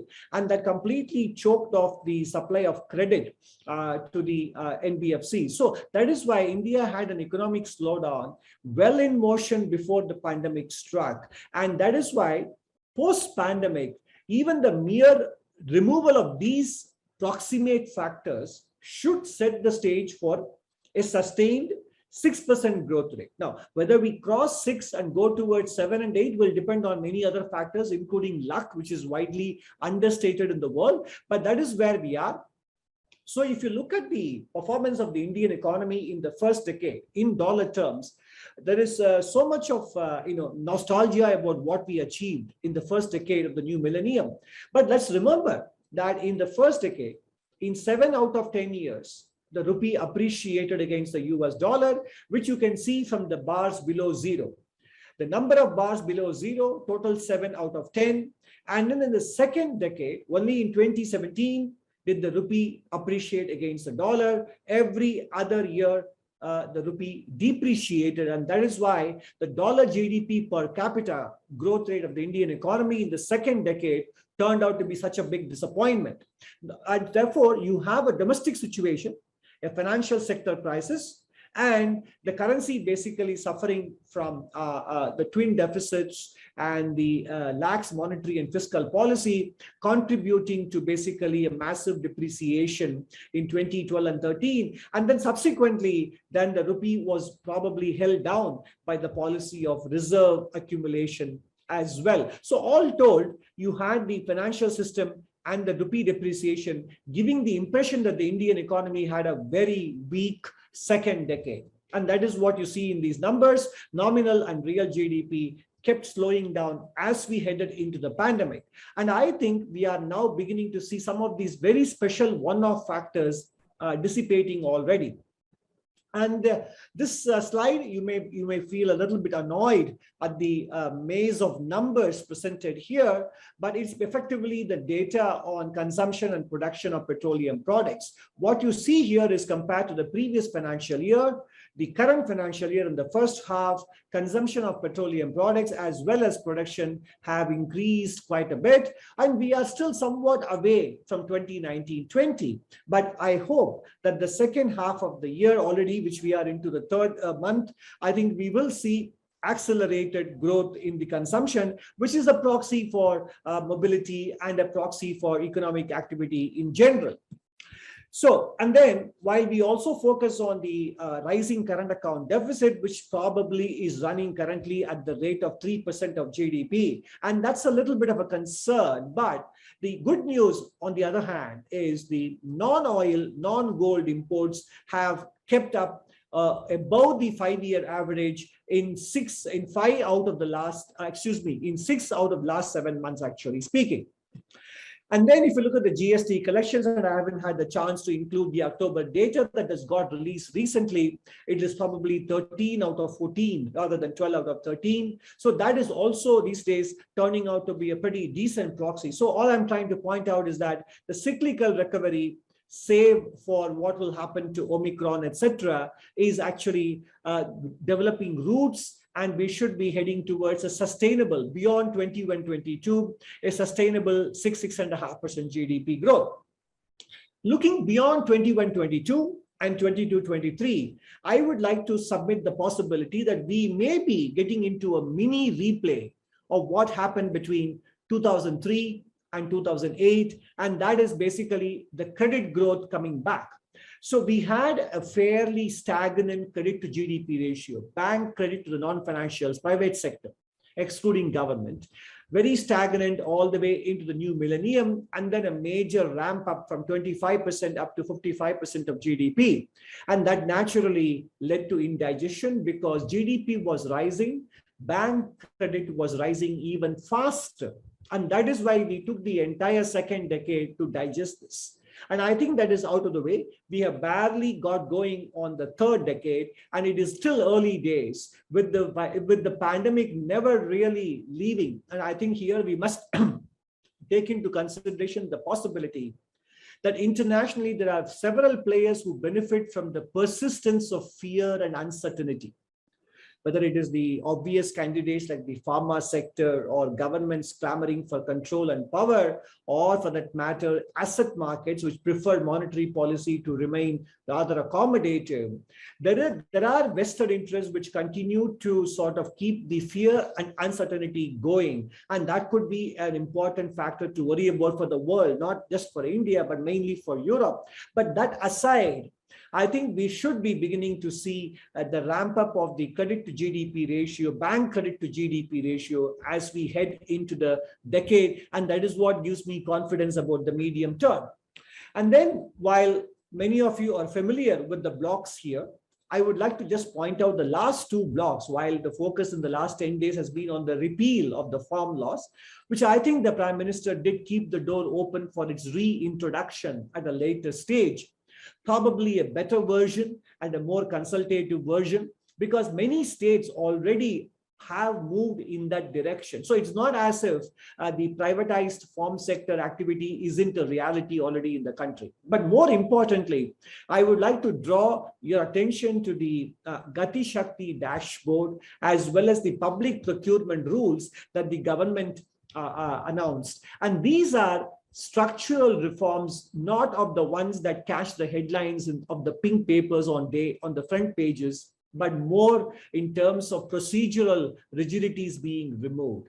Information asymmetry is being removed with the account aggregator framework, Gati Shakti, and public procurement ensures that the private contractors get paid at least 75% within 10 days of completion of the contract. And this is a new circular that the DOE issued towards the end of October. And I think that will make for a very big change in the relationship between government and private sector services. And therefore, these are the ones that give me more hope than headline economic reforms.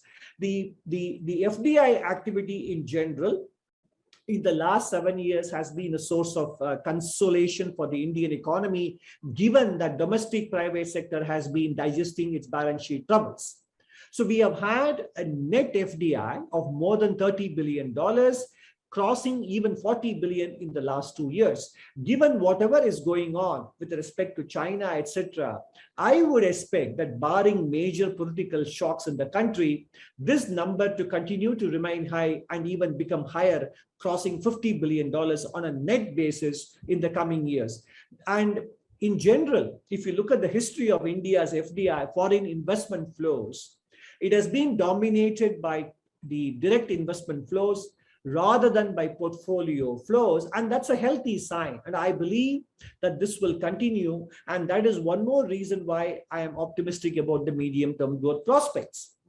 Last, of course, on this cyclical thing, the National Council for Applied Economic Research came out with the second fiscal quarter survey of business expectations. Not only business confidence has picked up, but even policy confidence has picked up. Of course, this came out before the formula repeal, but the point remains that by and large, the market is convinced that government, with its announcement of various initiatives, has gotten the economic bull by its horns and will continue to stay the course. Yes, inflation and unemployment are the two of the weaker links when it comes to business sector confidence on policymakers' ability to steer the economy. But I would submit that we should worry less about inflation being an issue, because there is nothing sacrosanct about 4%. And in India, inflation in any case isn't amenable to central bank intervention. It is a supply side problem. As long as government keeps at it in terms of declogging the economy by removing the license inspection compliance Raj, LIC Raj, then I feel India's inflation would come down, productivity would improve. Unemployment is a long-standing issue, but once again, the hope is that once the capital expenditure cycle in the private sector kicks off, which might take a year or two, then the unemployment problem should stop garnering the front page attention as it is happening right now. Because my hope about the capex cycle rests on this particular slide. This is a bottom-up data coming from the RBI every year. How much is the private sector actually raising resources and to be invested in capital investment? As you can see here, from 2011-12 onwards, it has been coming down. However, before the pandemic struck in 2018-19 and 2019-20, this number, the blue bars, began to rise. And at that time, capacity utilization was still very high. So in spite of that, capex was beginning to look up, but COVID came. So my hope here is that the low capacity utilization shouldn't be a big consideration. And the reason is there are three fundamental factors that have lined up together. Free cash flow as a percentage of capex, the corporate tax rate at its lowest, lending rate at its lowest, and free cash flow at its highest. And then secondly, the large cap companies are running at a very high capacity utilization rate. Only the mid and small cap companies are having low capacity utilization. And therefore, once the large companies set the lead in expanding capacity, it should have a knock-on effect in the positive direction. And the large companies have also reduced their leverage quite substantially in the last 3 to 4 years, as you can see on the right-hand side of the panel. The government on its part is definitely helping to maintain the capex spending in the current financial year. It's more than 38% compared to last year, and compared to the pre-COVID year, the government capex, the central government capex is up 22.3%. As expected, defense, railways, and roadways are leading the charge. So these are all my reasons for being constructively optimistic, both about the short run and the medium run. However, IMF, by lowering India's dollar GDP forecast, has drawn attention to the lingering inflation concerns. As you can see here, in October 2021, with its World Economic Outlook, the fund indeed lowered India's dollar GDP by 2026. It is now $140 billion lower than what the fund projected way back in April 2021. And this is in contrast to what the fund did with respect to China.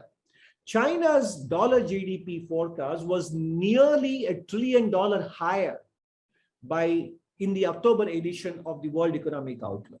So according to the fund, China would have a nominal GDP of $25 trillion by 2026, whereas India would struggle to reach $5 trillion. The bulk of it is because of the fund's assumption that India's inflation rate will be higher than what it assumed in April, and therefore the Indian rupee will depreciate by about 3 to 4% per annum in the next 5 years against the US dollar. But this is where I feel the fund may turn out to be wrong. I hope so. I mean, you can't be sure, of course, because the inflation rate in the West will turn out to be more persistent. I understand that now the Fed is abandoning the adherence to the word transitory. The recent rhetoric does tell us that the Federal Reserve seems poised to undertake some kind of a tapering of the bond purchases, to be followed by monetary policy normalization. However, I would argue that the Federal Reserve will not be able to sustain any normalization of monetary policy beyond a quarter or two, because right now, post-2008, post-2020, the United States economy and the financial markets have become a house of cards. It's built on debt. Just like Japan, the United States can no longer handle higher interest rate. In the last cycle, Mr. Powell took it to 2.5% by 2018 end before he reversed course. This time, I'll be very, very surprised if he is able to take monetary federal funds rate beyond 1% before he is forced to abruptly do a 180-degree turn. And therefore, I would argue that in the medium run, the Indian rupee will repeat its performance of the first decade of the new millennium rather than the second decade's performance. And China, on its part, will definitely have to face the backlash coming from the real estate sector slowdown, supply chain bottlenecks, and the overall sense of isolation that is creeping up between China's ambitions and goals and what the West is willing to allow them space for.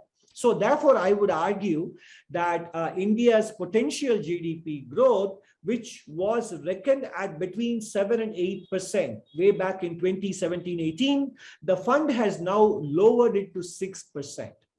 I had explained to you in detail that much of the slowdown was due to one-off factors in 2018 and 19.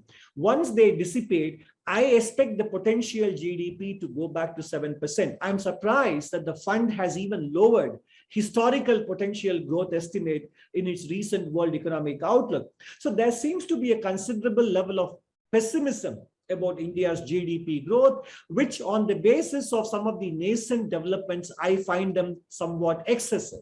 Of course, many of us are familiar with this chart. China's nominal GDP heading towards $15 trillion. India has not yet crossed $3 trillion because of the rupee depreciation and the 3% nominal GDP contraction in 2020-21.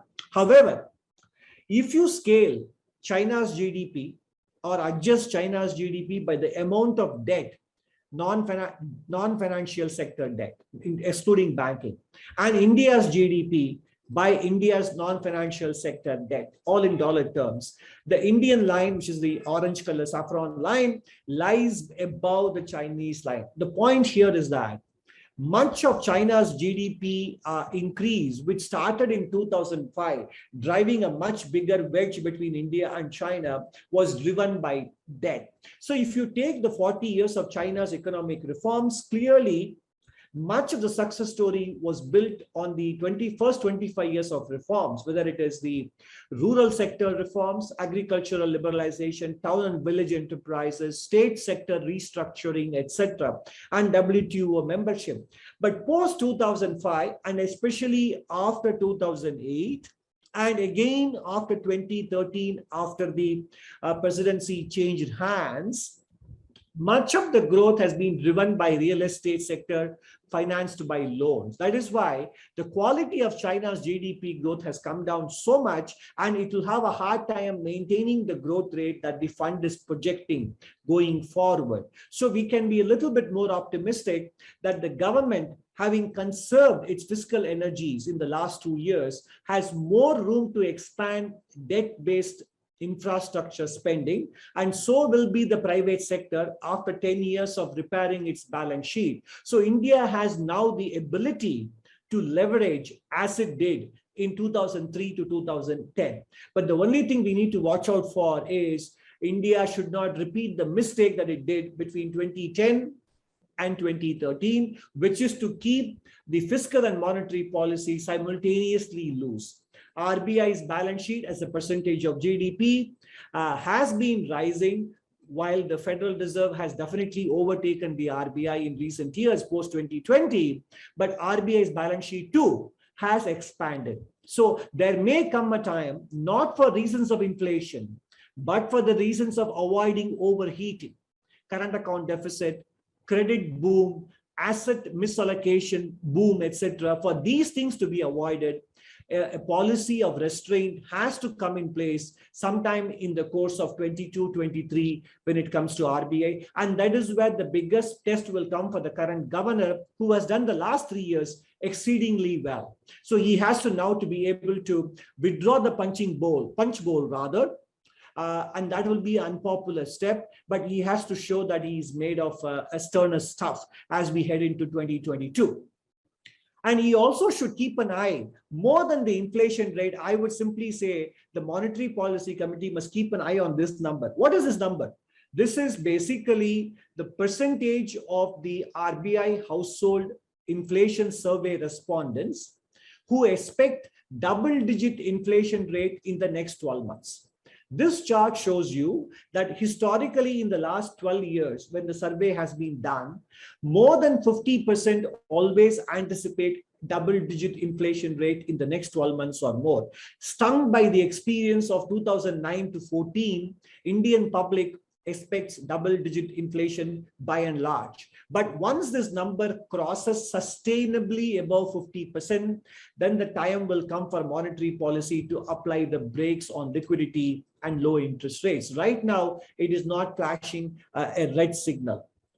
Summing up, I would say, so given seroprevalence in India, hopefully the T cells and the acquired immunity are able to withstand Omicron. Omicron should not derail India's recovery in a big way. That is my current assumption, but it all depends on what we discover in the next 2 weeks. I think personally, Europe is more vulnerable than any other region in the world to the new variant. And to the extent that the developed world gets affected by this, and asset markets actually begin to become risk averse in the developed world, I would think it is actually for India's good, because India can do with a little bit of moderation in risk appetite in asset markets, and it will also keep a lid on the oil price. And therefore, in many respects, if economic animal spirits begin to look a bit weaker in the West, it will actually play to India's advantage in terms of removing the overheating concerns and also moderating the oil price and commodity prices, and also the Indian stock market, making it more durable for longer. So that will be actually a good thing. So in that sense, you could even argue Omicron-induced risk aversion might turn out to be towards India's advantage. India's monetary policy dilemma will be greatly resolved. Formula repeal at the moment doesn't look like a major reform setback. The door has been left open for it to come back in a different garb.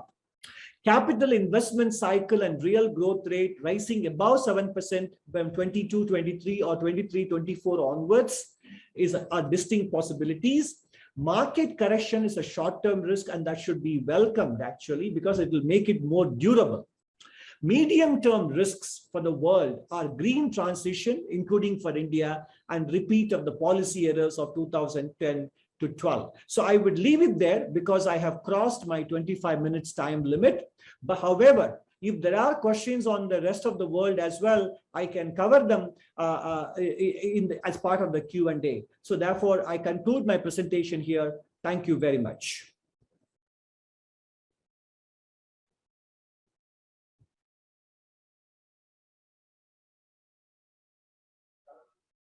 We have one question from my colleague Pratik Gadia in Almus.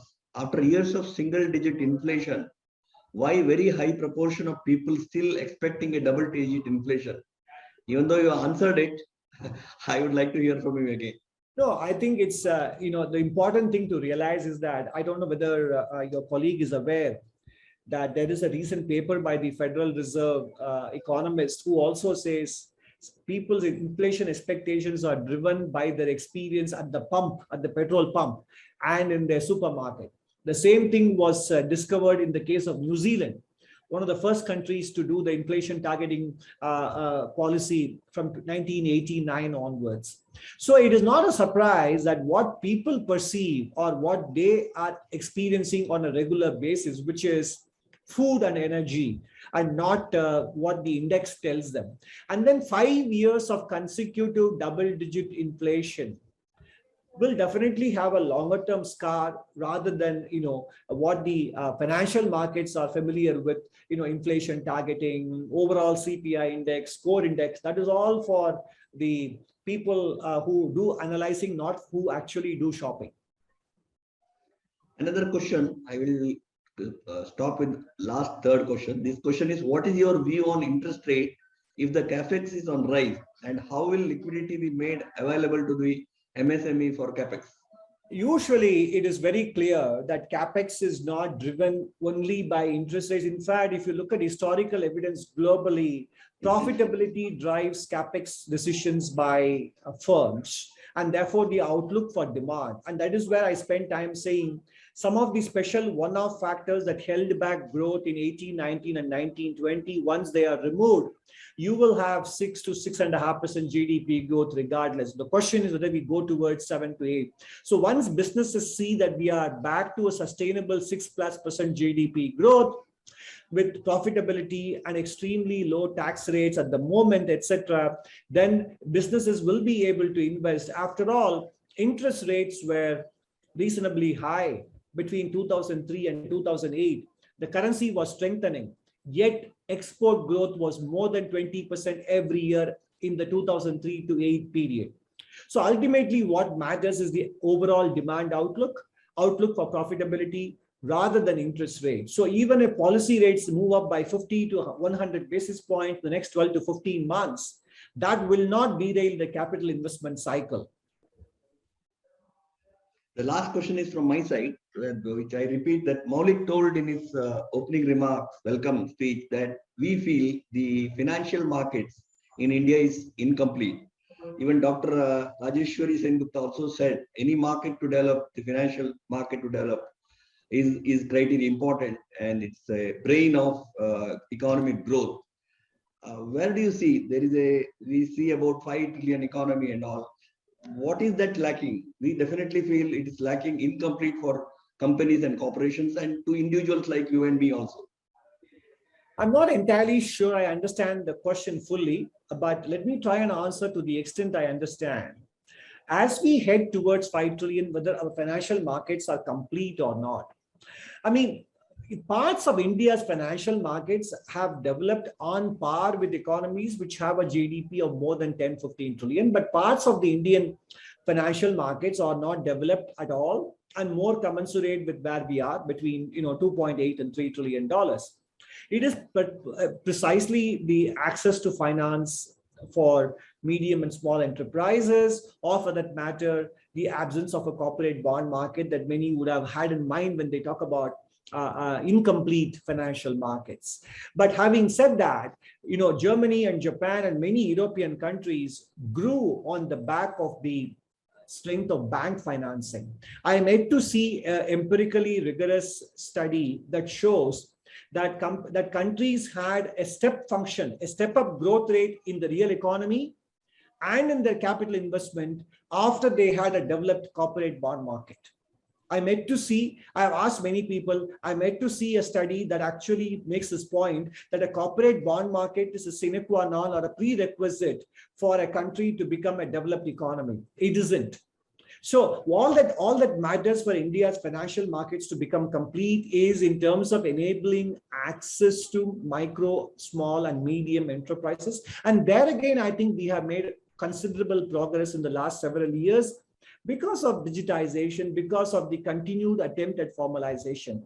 So I mean, for example, the recently announced account aggregator framework and even the trades, all these things are at the moment probably haven't made enough progress as we think they should have. But I think they are making us, we have made a start and several state governments are getting into the act. And that is where I said the public procurement rules being tweaked to ensure that the government pays 75% of the contractual obligation within 10 days matters. The GEMS market, the government e-procurement market, is automatically linked to the trade receivable platform. These are all the small building blocks which will take us towards complete markets. But having said that, a financial market development normally follows economic development. And in cases where it has preceded economic development, it has resulted in a crisis. And the classic example is the Asian crisis of 97-98. Brilliant. That was a brilliant answer. And you are considered as a very optimistic economist and pro-growth and all. It's a pleasure to listen to you, Dr. V. Anand Nageshwaran, again, second year. We look forward to listen to you more. And I have an announcement to make. We have a similar enriching session on day 2, and day 2 starts at 9 o'clock. So I would not take much time summing up. I don't want to extend this session. What I will do is opening remark of tomorrow's session will be by me only. I will add something and cover up that. And here we have already reached 7 o'clock. Thank you very much. Thank you, Dr. V. Anand Nageshwaran. Thank you all the participants. Thank you all the speakers of the day. With this, I conclude and looking forward all of you to log in at 8:45 tomorrow morning. Thank you, sir.